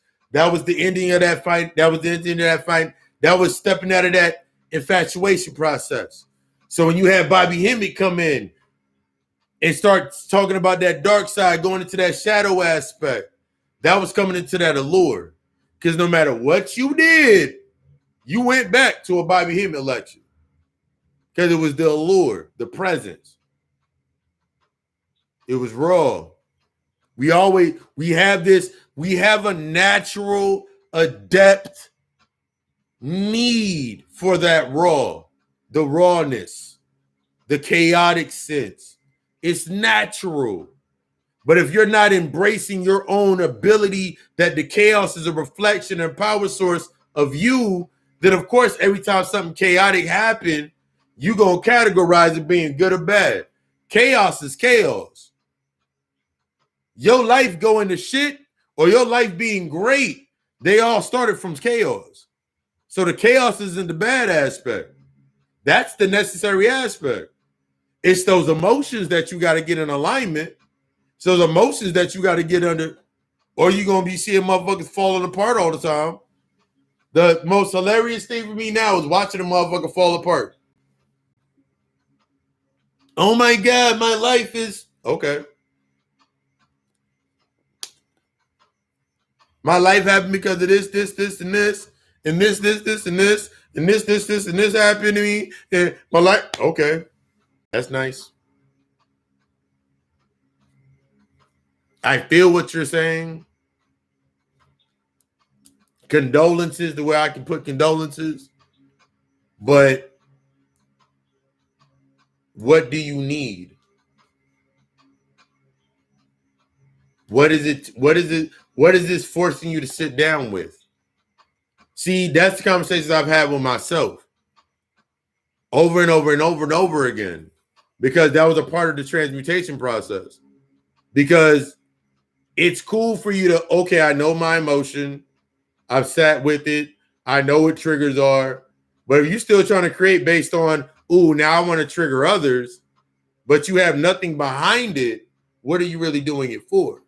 See, that becomes the thought process. See, because it's kind of like being the bully in school. It's kind of like being the new kid in school and you beat up the big kid in prison. That's basically that's what niggas is doing. That's what niggas do. You were the smallest kid. That means i.e. didn't have all of the information. So then you became the big kid, or that you hit the biggest nigga in the chin and that nigga fell, so now you were the biggest on campus. So now you thought just based on that premise, you kept that identity. So that identity became, can't nobody play me, ain't no one gonna fuck me over. It became that identity. So you kept cashing in on that identity. So now you had to keep getting collateral for that identity. So now you start thinking about the things that you keep acquiring. Remember, I've told you about that aspect, the liability mindset versus you're an asset. The employee versus the owner. These are two different fucking lanes. The owner, the LLC mentality, the business owner, you are rewarded based on how you embrace becoming emotionally present and using your energy. The better that you use your emotional currency and your energy in your accounts,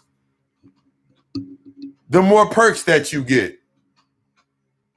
The employee, the nigga that's stuck in trauma, you get penalized for using your emotional energy. You get penalized for it. Because if you can't keep the payment up, you can't keep that shit going, you get penalized for it. Every time you go take out a loan, what happens? They hit your credit report. Hard inquiry. They hit all those hard inquiries. Is every time that you go into a new space and you're trying to be this person that you are, that hard inquiry, that's the hit to your emotions. Let's see how real you really are in that space. And I remember I've talked about it. I've broken that down before. As long as you have not integrated with that shadow, that energy cannot be maintained by you. See, the LLC mentality is the ability to know that if I purchase something or bring something into my space, I can use it to its fullest potential. I can accept, i.e. the consequence. I can accept the consequences. In doing what I want, I can accept all consequences to what I do. That means if 3 years down the line, 2 weeks down the line, 2 hours down the line, I say some shit. If somebody comes back up to me and says it back to me, I can own it and be like, yes, I did say that. This is the reason that I did say it. This is what I was feeling at the time. I can own it. Whatever the consequence is. Somebody coming to me later be like, hey, I can't fuck with you no more because you said some shit last night that pissed me. I'm not for everybody. I have accepted that. The level of acceptance to be in your space, your authentic authority in your space, takes you away from comparison, competing. What are you competing for? What are you trying to compare yourself to? I am the contrast because I live within the middle point. I am the contrast. When you're coming into your aspects of your authentic self, you're becoming the contrast. That's how you stay the balance at all times. This is how you stay balanced. You become the contrast, not the competition. Competition, comparison are on each side of the contrast. You naturally look at things and you compare them, and you naturally look at things and you might compete with it. The only thing I'm competing with, the only thing that I competed with in back in the points of the earlier points of myself was my old self. I can't believe I regretted that. I can't believe I held that guilt. You held why? Having that conversation going all the way back, that changes the narrative. So now when you start coming into spaces, now you start understanding why your conversation gonna be different.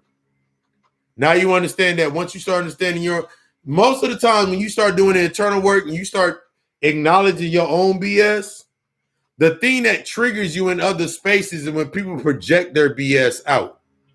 So now you know when a motherfucker being mad, being stupid, being petty, being miserable, you can identify the emotion. What triggers you is, because it happened to me, still happens every once in a while. What happened to me was you're going to feel the need to tell them that, hey, you're not being 100%.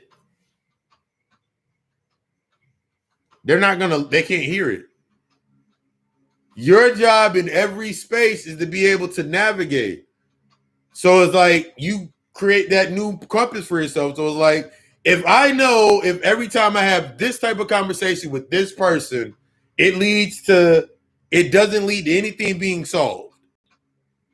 It leads to the same guidelines going down to the post every fucking time.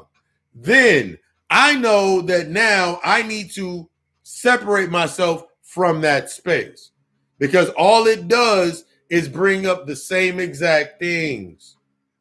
All it does is make me keep doing the same exact shit. Don't nothing go anywhere in the space, but I seem to be moving forward. See, that's the natural separation. That's the natural separation. As you're doing your work, there will be a natural separation.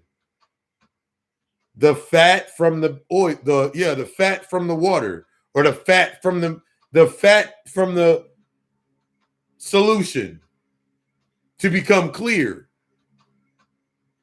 That naturally happens. You got to accept that.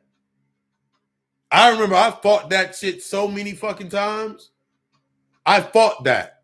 I fought it when it came to family. I fought it when it came to friends. I fought it when it came to I fought it because I was known for fighting it, because it was another point that triggered me of my willingness to sacrifice myself for others.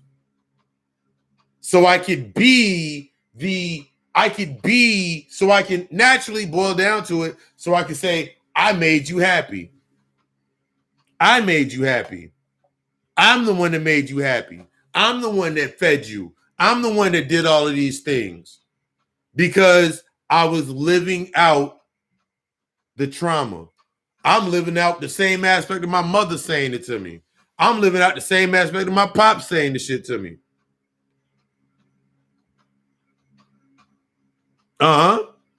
You get to the point like, all right, cool, bet.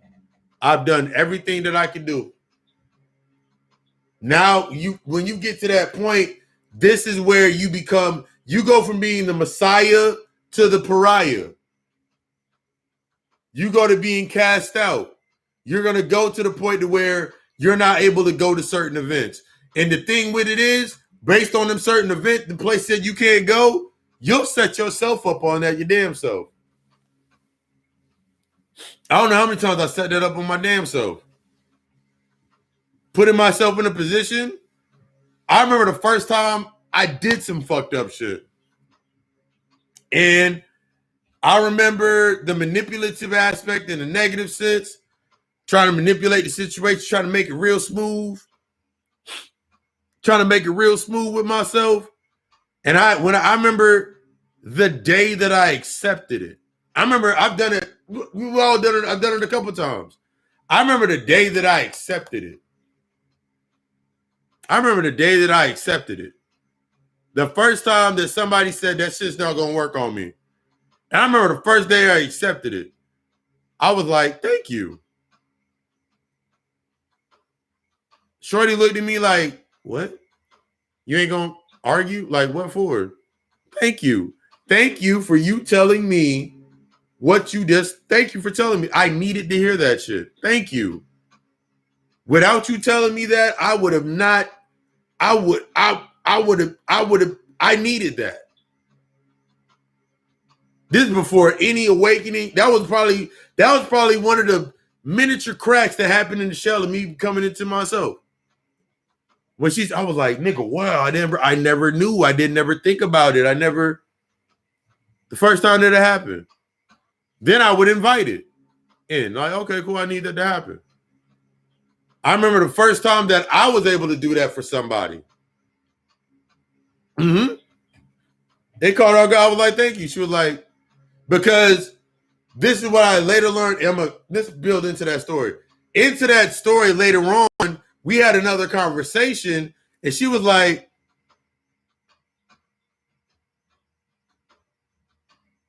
you know what? I am sorry. That's what happened. Like, she was like, I am sorry. I apologize. And we're sitting there having a conversation. She was like, I apologize. Like, I'm used to, she said what she was used to. I was like, you know what's crazy? I was used to the same shit. Like, I was used to the same shit, same reactions. Don't feel bad about it. Now you got to set the boundary because you've gotten what you needed out of it. See, the thing with it is in the space, to be the fear of being the manipulator that you already are. Manipulation is natural. We manipulate shit. What do you think manifesting, doing your magic, doing your rituals is? You are manipulating the space to benefit what you're trying to bring into the physical. So it's not a bad thing. So I'm sitting there in the space. I'm like, oh, these are my lessons. These are my lessons in this space, in this time of manipulation. That's your initiation process when you go through certain things. See, we're still using, I've talked about this before. If you keep using the old mentalities, you only keep getting the old shit. It's like if a motherfucker keeps using the same money ritual in the same space, you only gonna get the same old shit. But then you mad when somebody else has created a whole nother ritual, tapped into their own energy and created something different. And now you want to say, oh my God, motherfuckers out here cheating and shit. And I'm like, no, they've learned how to use this energy in the space. They are staying relevant. They are emotionally present. So naturally they can now they can grow within the relevance of whatever space that they go into. You have to change. This is what I mean. This is what I always say. How far are you willing to go inside of yourself?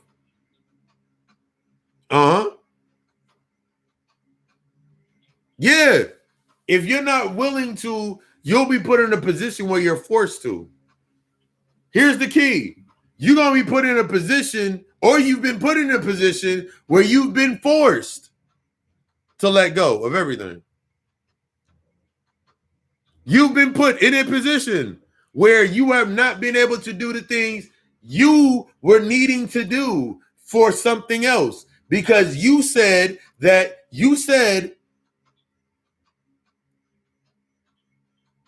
whatever you said. You said, like, put it like this.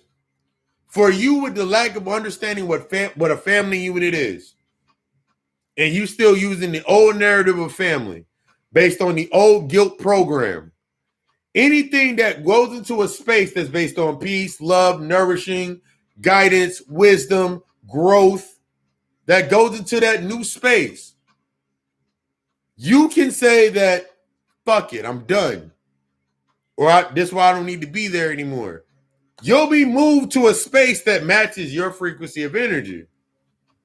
Where you at? So now think about when you sitting there and you're emotionally drained. Because the same thing that they were doing to you, and the reason it was so prevalent, is what you were doing inside of that space. So now you really got to realize who's using who.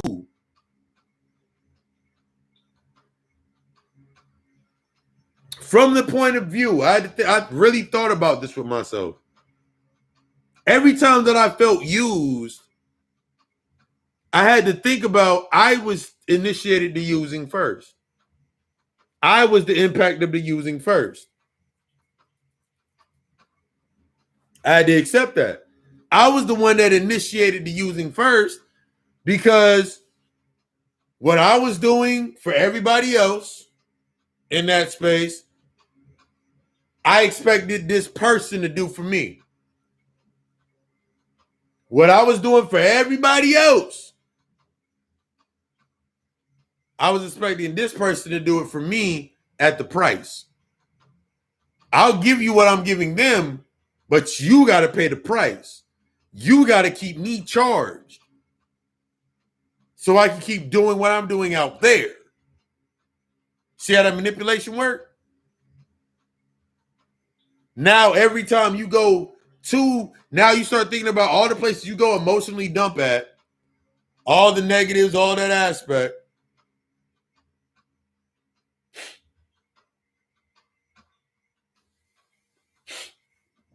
You sitting there like, oh my God.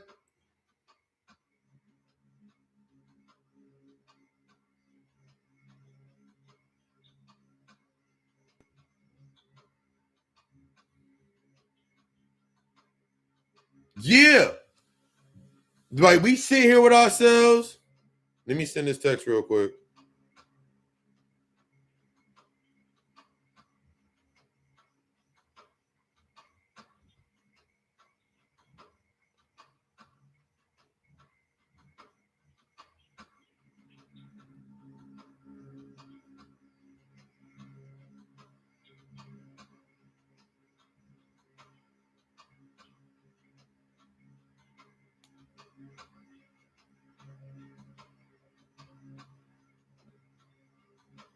Ooh. But yeah, like, so many times we put ourselves in these positions where that's all we've ever known. That's all we've ever dealt with. That's all we've ever had the conversation about. That's all we've ever seen ourselves with. So, of course, if that's all I've ever known, that's all I've ever done, that's all I've ever dealt with, what do you think I'm naturally going to do in every position with myself, regardless of myself?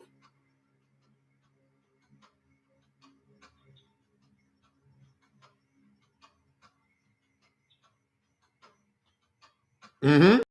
You always going to stay with the devil that you know.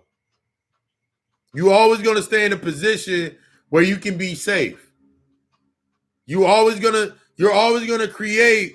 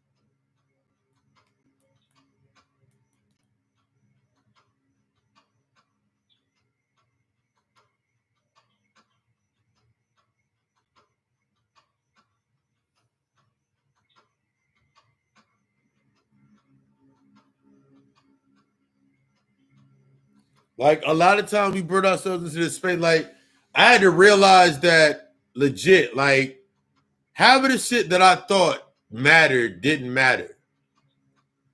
And as long as I stayed within these certain points with myself, I always had an excuse based on that point. Every single time. Going even deeper into the devil that I knew. I could sit there at the age, I could sit there at age, I could sit here. If I really sat here and was like, yo, I wish I learned this stuff when I was like 25. No, I don't. Because I didn't have a foundation built. I didn't have anything that was worth breaking down. See, a lot of times we get a lot of things that we really don't understand is when it comes to doing this, when you're doing your internal work, when it comes to building, you must have something built in order to lose it. You must have something that is emotionally tied for you actually to lose in this space. That's why when you think about all this shit breaking down, the shit being over, that's what's needed. That's what's necessary. That is a necessary point of the process. In trusting this process, the natural point of the process is you have to have something that is to be lost, that you have created. That you have created. And I'm telling this from the experience of like me being homeless for those 6 months. I had the job, I had the good job, I had and all that went away.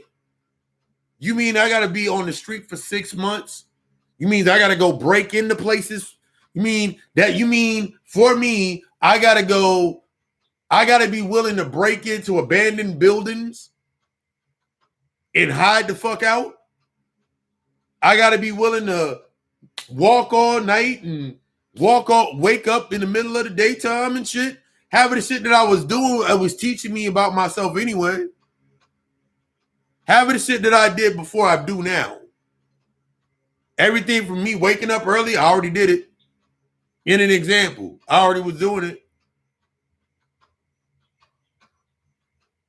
Eating in between intermediate fasting. I was doing it while I was homeless.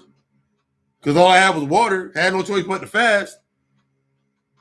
Half of the shit that you keep going through that you don't want to, oh my God, I want to fix my life. Half of that shit your initiation process. It has to match the times. You are not going to get some ancient shit now. Even with me doing the retreat, it's going to be based on ancient but it's going to be in this current state. Everything you thinking, oh my, no. It's going to be some shit based on now. You can't go back. You ain't going to get this planet back. Why would you want the prison? So you have no choice. What am I about to do next? What am I taking ownership over? See, I remember like a long time for myself, I would sit there inside of those positions, in those spaces, with myself in those thought processes, and I would stay as long as I was comfortable, I was good. I can say I was uncomfortable. You were like, I remember, I was romanticizing what it would look like for myself. Not really I tried to make it look as pretty as shit, but I didn't understand that shit matched what the fuck going on down here. So every time that I went there, I didn't get what I expected. So then I'm mad. See, man, they fucking up the worlds and shit. I was only in the astral belt. I was only in the astral aspects of my mind. Remember, the astral world that's you. That's you going inside of you. So if this shit fucked up, what do you think your spiritual world gonna look like? What do you think your heaven gonna look like? My spiritual world was fucked up. Wasteland. It looked like if you take all the Resident Evil movies and put them together. No, actually take all the Resident Evil video games, put them together. That's what my shit looked like for a long period of time. and I was mad all the time. I'm waking up tired. I'm waking up thirsty, waking up even more irritated, waking up just mad. Dreams going crazy. I'm thinking, even when I thought I was having some of the best dreams based on like some sexual shit, like, oh my God, like Shorty came through and did her thing. Ooh, that she did her thing. Ooh. Not understanding, nigga, that was me draining my own damn energy. I was sequestering to my urge. I was like suppressing my urge. Slowly pushing this bitch off, but I'm letting her come in, wondering why I'm even more tired. They're reflections of what the fuck out the relationship that I was to come. I'm not even understanding my ability to see things. Mm-hmm.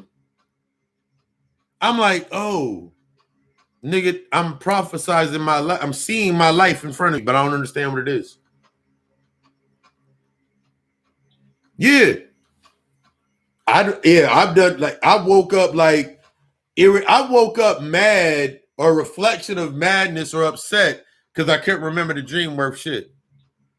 But then I'm not even realizing that this is a part of that training process, the training process. I'm not even realizing that the longer that I'm mad, the more the dream is playing out.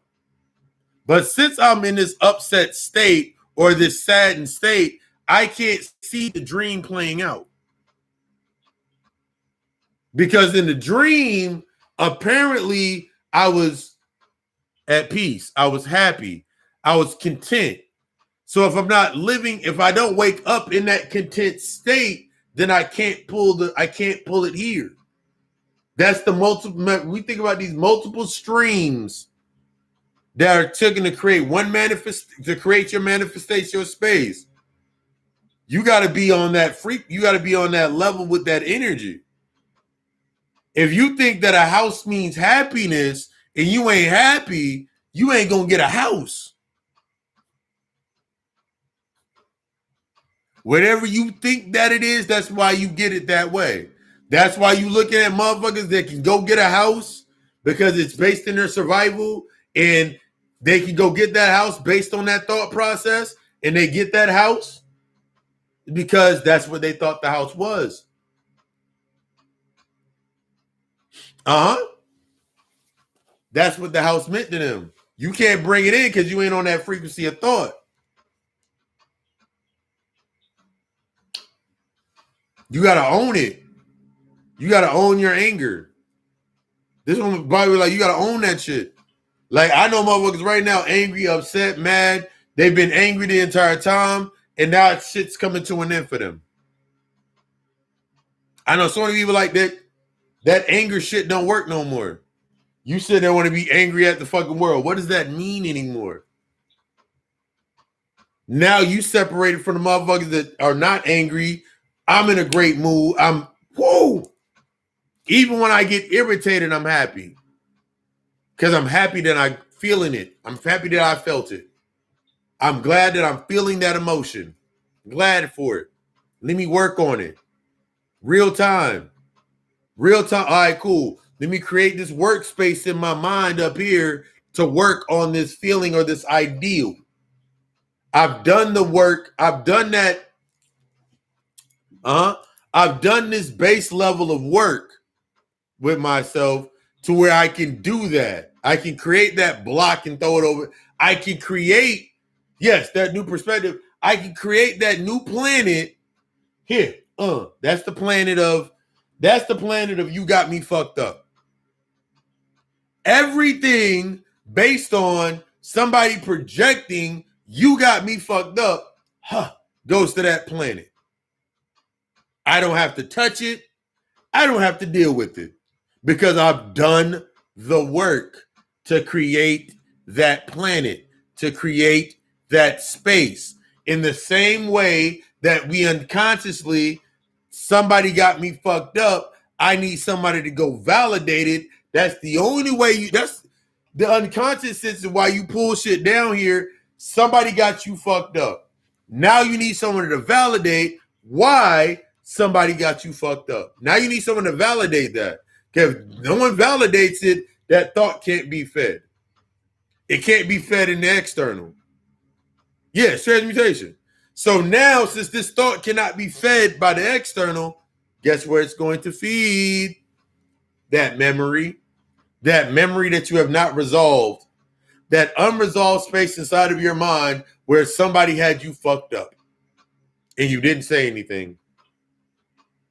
That one time when your mom was wrong, could not admit that she was wrong, and she had you fucked up. That's what's going to feed that thought. So now, since that's feeding that thought, you will now transmute every bitch in the fucking, that chick that stepped up to you in the club, got you fucked up. That's your mom. That nigga got you fucked up. That's your dad. You see how you just keep creating it for the validation to keep that point where it's at, so you can stay in the middle. You always want to stay in the middle. You just do it unconsciously. But then you're going to get to a point that once you transmute it and integrate it with your shadow, now when something comes into your space, I go create a planet for it. I don't need it anymore. Somebody got me fucked up. All right, cool. I'm not allowing that to penetrate anymore. I'm not allowing that energy. You got me fucked up. Okay, cool. I'm not allowing that to trigger me. You can go over there. You're literally out of my magnetosphere. And when you start doing this, now you start, like, I'll give you an example. There's no way I can go back to my last job.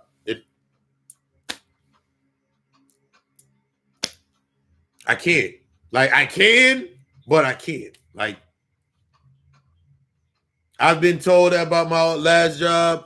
My lady came, she was like, hey, we got mold growing everywhere.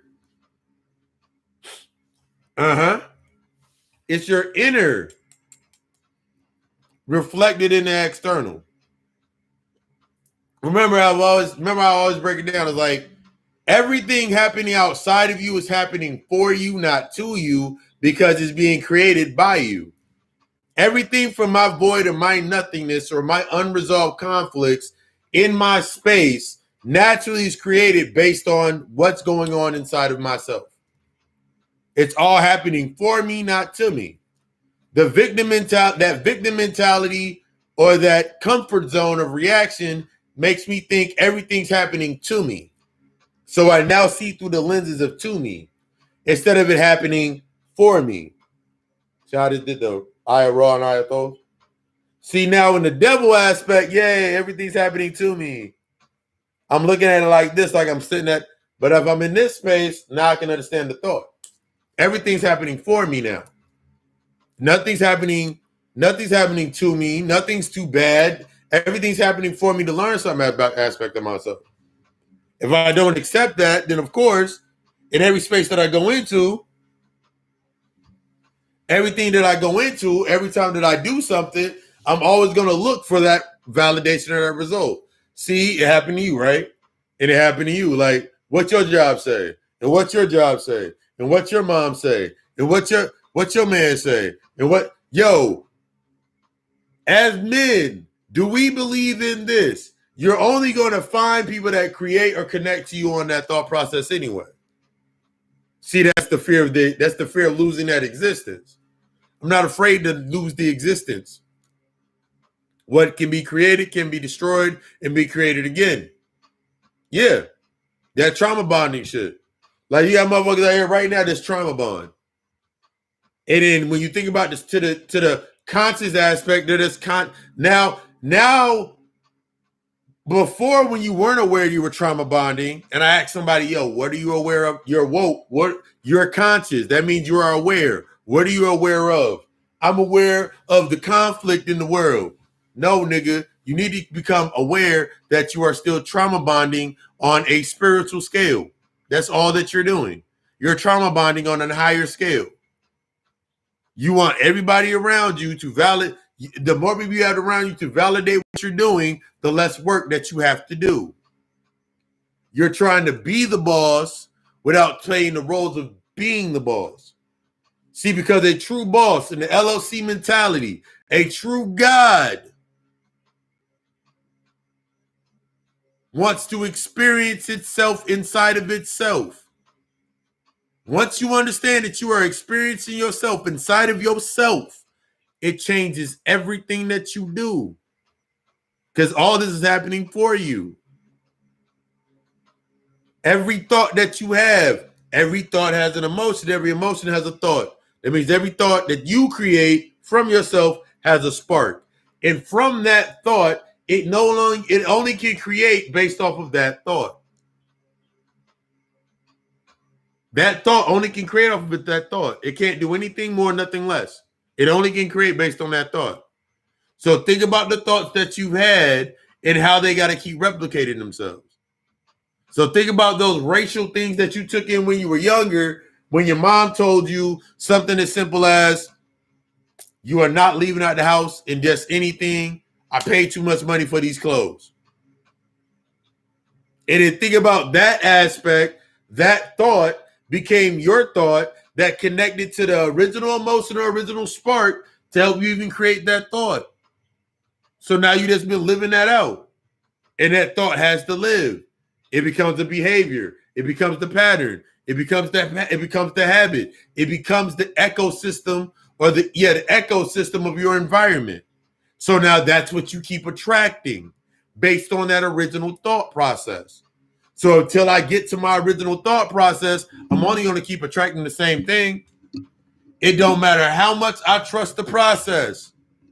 It don't matter how much I trust the process. It don't matter how much I trust the process. It don't matter how much sage I burn. It don't matter what I do on some surface level shit until I get to the original thought and I'm allowing it to happen inside of my space. I'm only going to keep doing the same exact shit every single day.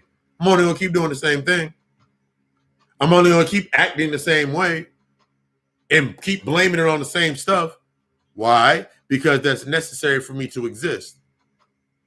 As long as I'm existing at that rate of speed, I really don't have to do anything. As long as I'm existing inside of that mindset, I really don't have to do anything. I'll just I'm just going to keep moving on forward. Not really, yay. Oh, I'm going to have a kid right here. Throw a kid right here. I'm going to throw a job right here.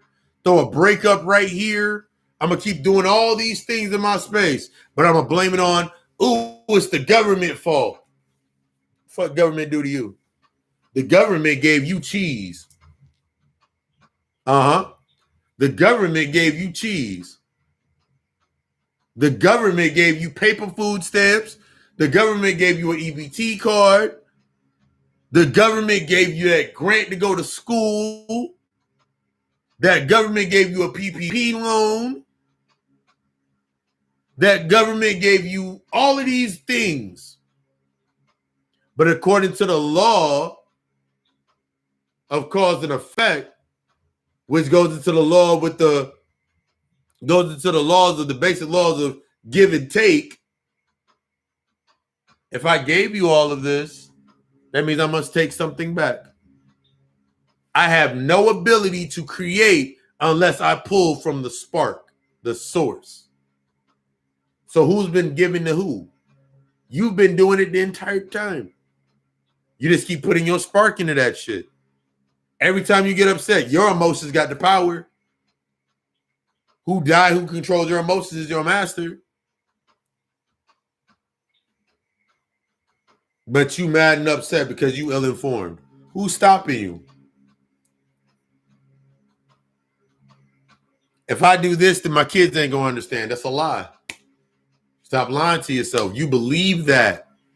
You believe that because underlying to that, if your parent, if your mom or your dad or whoever the person that first hurt you, if they told you the story, you believe that from the same point of belief of them saying you wouldn't understand, that's what you've been fighting this entire time. Go back and think about getting clarity for yourself into relationships where you keep saying you don't understand me. And really, really take that and turn it the other way around and be like, I did used to say you don't understand me a long time ago. You don't understand what I've been through. Tell me. Express it. Express why. What? Why? I've always been done. Okay, cool. Let's keep going. Why? Where did you get that from? See, it's different having a conversation. The conversations that I've had with myself now are different than the conversations I had with myself before. Therefore, in reflection of that, since the conversation is now different that I've had with myself is now different, then the conversation I have with others is different. It's based on solution. Automatically, every space that I go into, the conversation is based on solution. It's based on adjusting to the space, understanding the full space. It's moved out of bias. There is no blame in conversations that I have. I'm not seeking to blame on you, blame on me. I will accept as much as you can accept. The problem is when you get into that aspect, you got to remember the more empty you are and the less empty someone else is, they only can take it in to a certain point. That's why after a certain time, motherfuckers don't understand what you're saying anymore. Because you got to understand the levels of the light or their emptiness to themselves. See where they're getting triggered at? It's showing you their depth. That's why some motherfuckers, they just take all that shit in. Or, and here's something interesting with that. You ever notice somebody that likes a lot of pain or can go to that high aptitude of pain? There's certain aspects when we think about dominatrix, submissions, the subs, the doms, all of these aspects. There's certain aspects when you go into certain spaces that everything that you're doing down here is from an unhealed sense. Because we were taught that, okay, the highest point of this is this. So let's go back to that contract, that family contract. Let's go back to the family bank. Let's go back to the life insurance policy. What was the first policy? What was the first policy that was taken out with the family? Who is still living out that same life insurance policy? What are the conditions of that policy? See, a lot of our grandparents and grandmothers, based on that aspect, you got to think about what the hoodoo. This is basically about talking about conjuring and the hoodoo narrative. We talk about conjuring and hoodoo based on an extreme amount of pain due to the events that happened. That's why that was hidden in plain sight. So based on going through that, the ones that did not fully understand it to the ones that do understand it, something was created based on a high tense of pain. So now you got to think about that policy, that life insurance policy or that family banking structure, the structure of the bank that holds that you giving your contract, your soul contract to, it was based under pain. So you just keep living out the different pains. So now naturally as it goes down the line, one of you became, I like the pain. I was one of the ones that liked the damn pain. I liked it.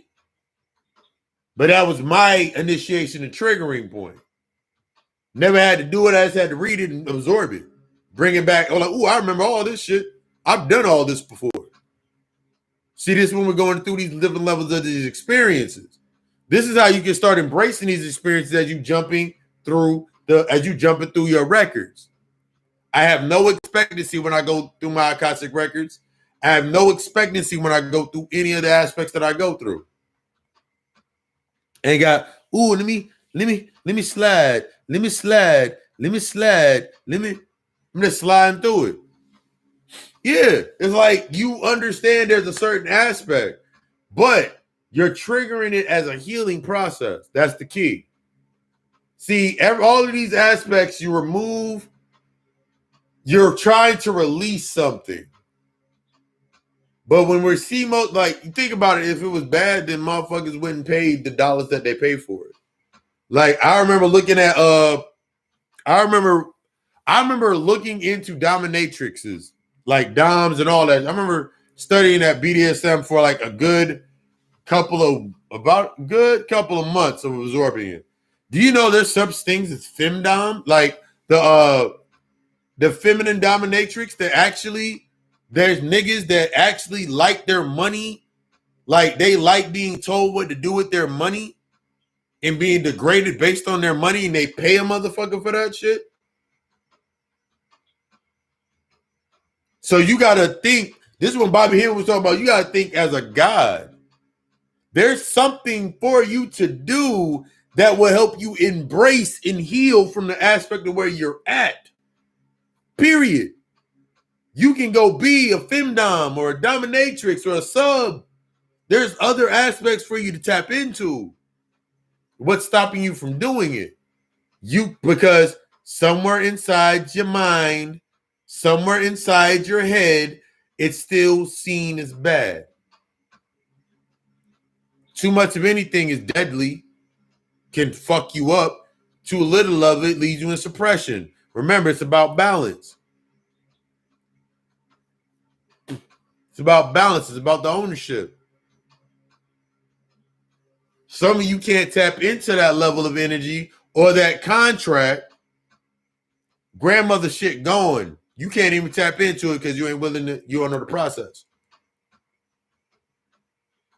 You're afraid to go into that shadow. You're afraid to go into that darkness. You gotta be, if you're not willing to tap into all of this shit that's in front of you, do it thou wilt. You ain't, man, but my people go, all right, you can't explain it to them. Can't have that conversation. Here's the thing. It's not meant for you if you can't have a conversation. So it goes into the thought process with yourself. If you can't have a conversation about something like that, if you can't have the conversation about some of your shit that's going on in your life, the family secret, the things of that narrative, what makes you think you deserve anything else? I really had to think about that. When it came to the family secret, keeping things away from people, omitting things, me doing that set my tone to, if I'm able to do this, what makes me deserving of anything else? What makes me deserving? If I'm willing to say, fuck, I'm going to hide this, not talk about this, kids aren't ready for this, my parents, if I'm not willing, what am I doing it for? It's just an act. Is there something for me to, romanticize? Something for me to keep up my appearances? Until what? What happens? When it happened? Where it happened? How did it happen? Now I'm just stuck in the same space with myself over and over and over again, upset for what? Because I'm not doing anything. So, of course, naturally, I fall into this deficit of I'm not where I want to be in my life. I'm upset with niggas in my life. I'm not where I want to be in my life. And I keep repeating the same thing over and over and over again. I'm going to keep sitting inside of that space, trying to bring something in that space that's going to bring me meaning and feeling. But it's never going to bring me anything. It's going to be an empty feeling for an empty day of my empty ass life over and over and over and over again. It changes the narrative. That's why last week when I was talking about, like, are you really willing to become infamous? Are you really willing to become infamous? Are you really willing to remove all of the biases, all of your limitations and all your limiters? Are you really willing to sit inside of those spaces and become that negative point to yourself? Or are you willing to, or are you just going to keep doing the same thing? You have to be willing, like when letting everything go, just the willingness to feel that emotion and become present with that emotional aspect, it changes a lot. The longer that you're able to sit inside that, the more you're able to go through the transformative process. You're leaving one level of enlightenment and it must be burnt out. This is how you got to think about this. You've always been conscious. You were just in the lower levels of your consciousness. You were in the lower levels, the lower emotional levels. You were in the lower runs. You were in the lower aspects of hell with yourself. You've always been conscious. Niggas has always been conscious, always been aware. We just got stuck in, them niggas is dead. Nigga, we living. By saying I live is think about, go to the contract of, for every day that I learn, I live. So now, when I think about niggas being dead, now that we've leveled up, and we know that most niggas in this conscious community, them niggas is dead because they ain't learned anything else but the debate, them niggas is dead as well. That's why they can see the dead people. I don't know about most people, but when you go down my timeline, everybody on my timeline living. Everybody on my timeline living the best life, learning, doing their shadow work, doing intensity. Everybody on my page is living. Ain't nobody on my page dead. Ain't nobody on my page dead. Everybody living. I can interact with everybody. Everybody there. Even the ones that come to me for services after linking up, like, boom, they living. So I don't see all these motherfuckers being my people is online. See how you start changing that perspective and that thought process? If I keep saying I got to save my people are dead and dying and I'm still stuck in the old mindset, then of course everybody around me is going to be dead and only can regurgitate and say the same things over and over and over. Say the same things over and over and over and over again. Can't bring nothing new to the table. Can't talk about emotions. They still stuck on what I can't talk about the occult, the hidden culture, subconscious, the emotions, the memories. I can't show the correspondence to that because they still got it under the mystification. I'm here to the demystification's already been done. All you got left down here is your shadows and the work that you need to do with your shadows. That's all you got left. Everything else reflects off that. When I caught that, everything changed. Everything is exactly where it's supposed to be. If it's not there yet, I know that there's something emotionally tied that I got to deal with. That's how I learn patience. I can if I kept thinking in the same old generative ways and keep getting stuck in those old generative loops, then of course I'm going to keep doing the same exact thing every single fucking day.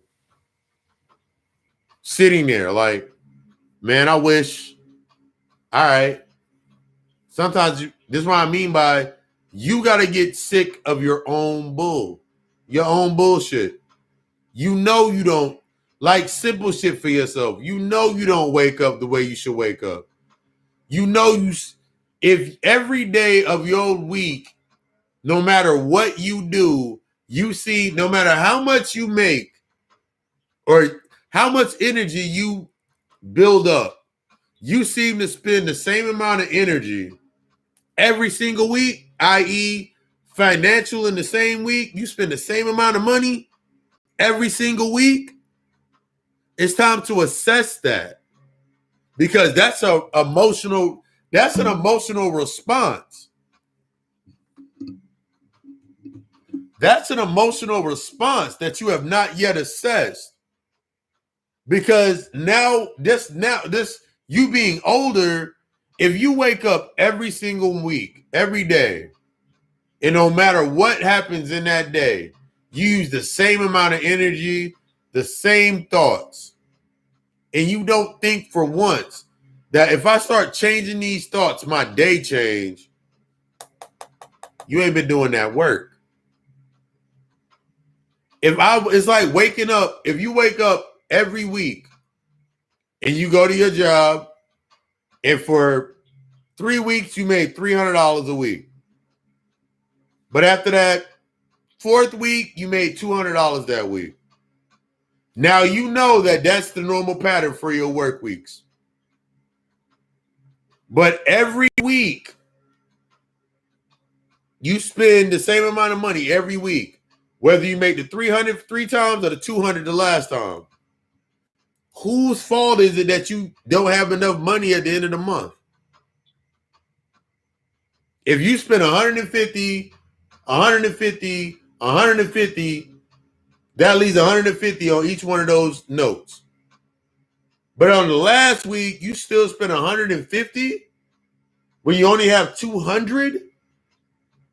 Why wouldn't you just spend 100? Hell, why wouldn't you just spend 50? You got to change that narrative. Instead of like, ooh, it must just be because of this.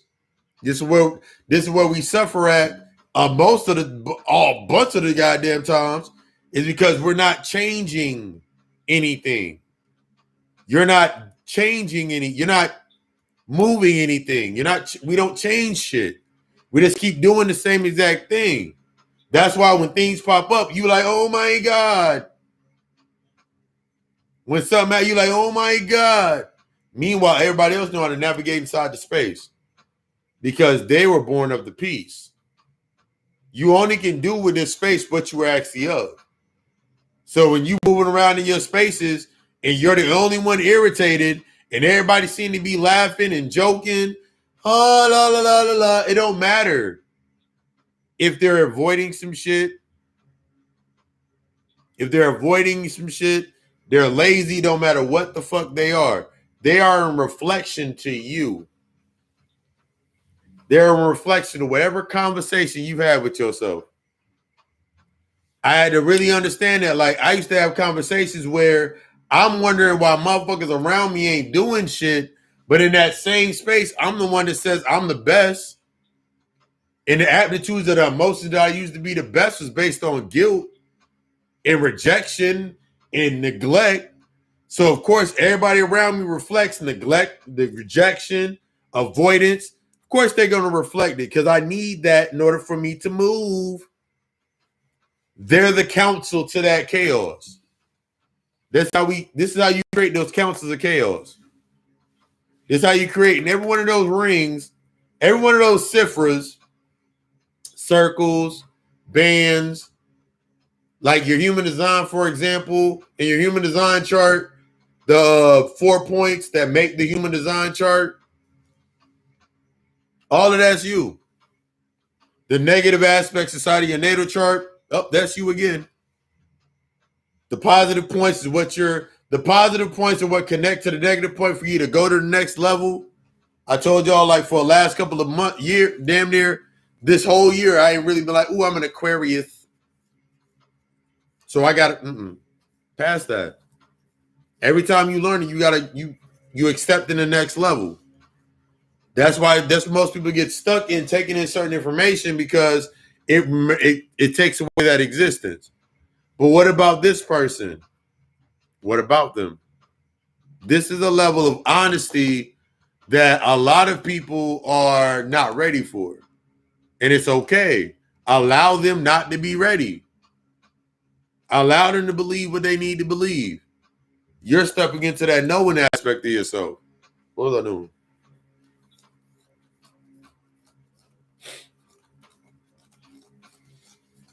That growth.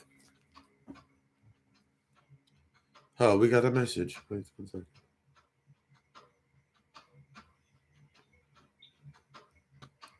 La la la la la.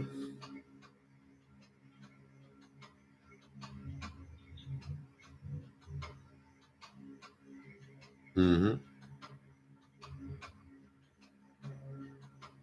Mm-hmm.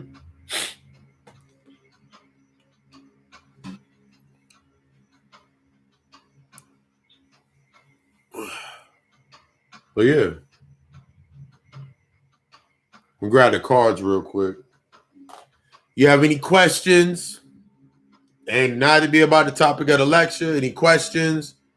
Drop them up in the comments. We use the bathroom real quick. Grab the cards. Do a reading. Donation-based readings. Donation-based readings. Donate what you can. You feel me to that aspect. Question and answer. Be right back.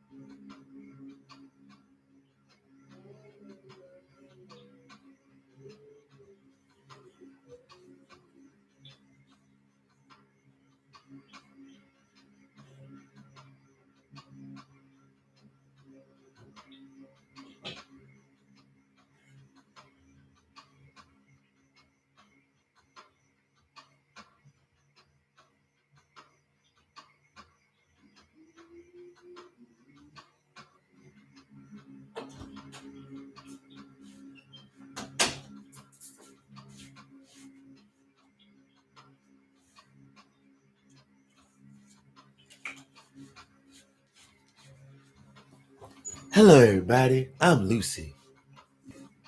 I'm gonna teach y'all how to paint. I'm just playing. Just know how to paint. But yeah,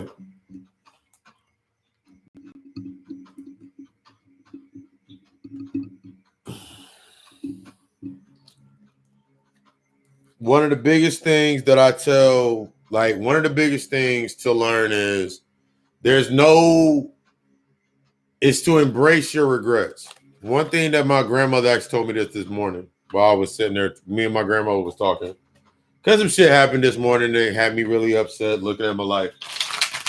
It really had me feeling some type of way. Leading a reality check with my grandmother. Like, you got to embrace your regrets. Where others have not forgiven themselves, they will try to lay you into them. That's one thing that I had to really learn. One thing that you're going to learn is once you don't regret anything and you're doing that internal work, it changes everything. It changes everything.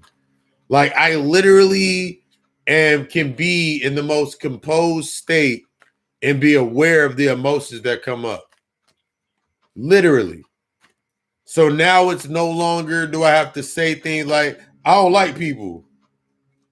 There's certain things you don't say anymore because you released yourself from regret. That nirvana, that ultimate aspect of peace. It's being the warrior inside the garden. You're the gardener that knows how to go to war. Rather than you sitting inside that space, you wait for motherfucker. It don't matter what your age is. It don't matter kids, whatever. Don't matter family. It don't matter what it is. All of that is your lesson plan. See, a lot of times we break ourselves down because we don't want to accept the lesson plan that we created. And naturally, unconsciously, you're only going to keep creating the same. You only going until you learn the lesson. You only keep creating lesson plans. That's when you look up and you see your spirit team, your ancestors. You see the meme. They be like, "We keep giving this motherfucker the clues." What do you think all the clues were? You thought it was going to be something mystic? No, it will set the tone to the environment. Everything that's coming in your space sets the tone to the environment.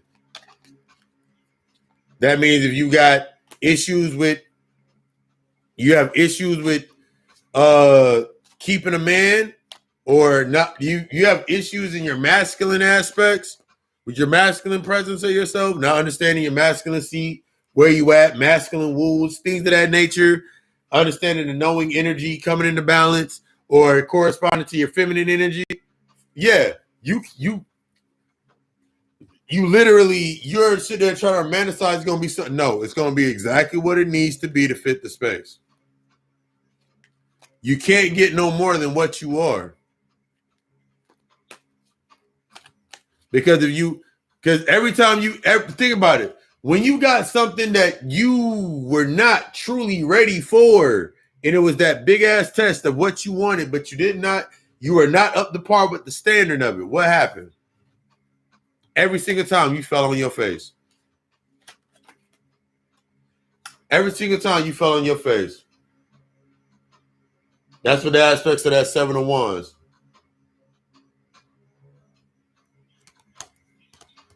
A lot of times we sit there with ourselves and we're holding on to the valor or the validation that we got from that space.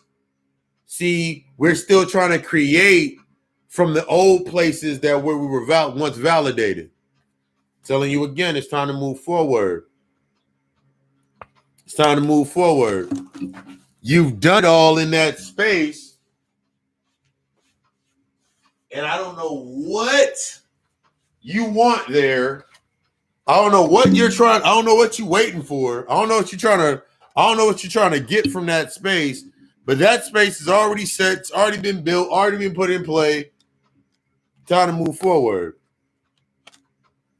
It might be you need to move forward mentally.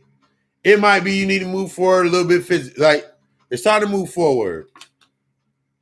4 of Cups represents meditation. Represents sitting in that space. Looking at the four corners, you can look at the four corners, the four quadrants, the four elements. What elements are at play right now? What elements are in balance? Are the elements of you being the space that you in, are they in balance right now?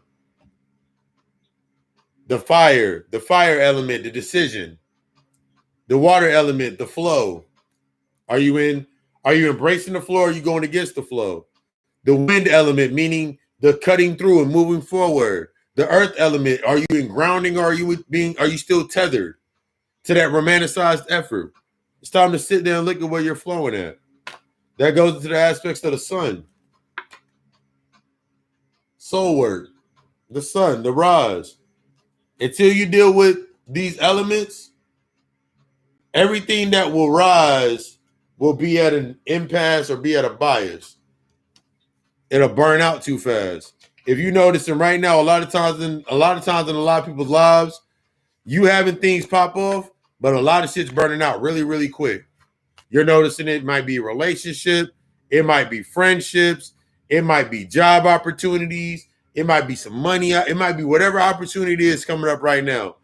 According to this Pisces, this energy, the moon where it's at in Pisces right now, I believe still, in that Libra energy, a lot of things that you thought had a balance to them, they're no longer going to be inside of that balance. That's why I was talking about that swiftness. That shit is dying out fast. The way that you used to be able to hold on to it for a couple of weeks, you're noticing that it's going away faster. That way that you thought things were popping up for a long time, shit's burning out a lot faster. Yeah. That's because it's bringing you into the new. Remember, I'm gonna let everybody understand this. If this your first time in, whether you're gonna watch the replay, you watch me now. When I pull cards, the cards illustrate the energy that is already present. I just use the card to illustrate the energy. Balance. Remember, I just thought swiftness and that balance. You're being taught the true aptitudes of balance. A lot of times inside of our spaces, you're not. When I tell people that you're being taught balance, you're being taught that you're already in balance. You're not out of balance. Okay, if you were out of balance, you couldn't exist. Think about that. If you were out of balance, you couldn't exist. You're in balance. You are just now being put into the point of, what have I been balancing this entire time? That's why when most people start letting go of things, or you start letting go of things, now the scales start to teeter because you're now coming out of that balance. See, you're coming out of the balance. You're already in balance. Your life could have been balanced based on bullshit. Let's be honest. Your life could have been a balanced amount of depression. You got to own that shit. That's why when you start doing things that are based on the internal sense of a self-care routine, and now all of a sudden your ass seems more depressed than you were before, is because now you can feel the depression.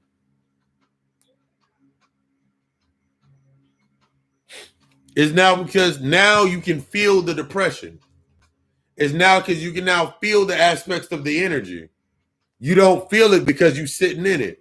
It's like going through, it's like, think about when Neo was under mind control in the Matrix. Think about when Neo was under mind control. That nigga didn't know he was under mind control. Even when Morpheus was walking that nigga through all the people. It's until you feel it. It's until you feel that shit that you can do anything. If I don't feel it, therefore I can't do it. That's why whenever you feeling things and you learning your emotional intelligence, most of the things you have to go through. That breakup needed to happen. That betrayal that needed to happen. That cheating needed. These aspects needed to happen so you could experience that emotional frequency. Don't regret it that you did it. Don't regret that it happened. It needed to happen. What did you learn? That's what we always going to go through. What did you learn? As always, I desire y'all to be the best. I desire you to be the fucking best. You deserve the best. You deserve to be great. You deserve to be the best. You deserve to be great. Everything from readings, consultations, setting up that shadow work consultation. You know, this see where we on. Yeah, we gonna bring it up to the surface. One thing I will always say about the shadow work consultation. Everybody that's had a shadow work consultation, there's my sisters in here right now. One of my latest that have done the aspect with me in the consultation. The thing in the consultation is everything is permitted. I don't sit with, we're not going to sit there and have a nice conversation. We're going to get really deep. It's time for it. Whether you've had that aspect and you ready to get to that next point, where you at? What do you want to do? We're here to, my main purpose and goal, one of my purposes, being in this space right now, saying fuck to the old paradigm, is we have to destroy this stigma of what sounds like a bitter independent woman or a bitter nigga that you don't need help, that you don't need assistance, that you don't need guidance. Everything's within. You got to go within. You don't need no. Here comes the truth. True indeed. Nobody can pull you out of your shadow. Nobody can pull you out of your shadow or no one can pull you out of your shadow. But we can guide you. We can gauge you with the tools and teach. That's the point and purpose. Emotional presence is the key. When you're ready, even if it's not with me, tap in with somebody. It's time to heal. Exactly. You're going to heal or stay wounded. The choice belongs to you. You deserve to be the fucking best. You deserve to be great. You deserve to be the best. You deserve to be great. You deserve everything that you desire. But you're not entitled to it until you do this work. That's the only catch. Only catch. I love you. We love us. Ashe.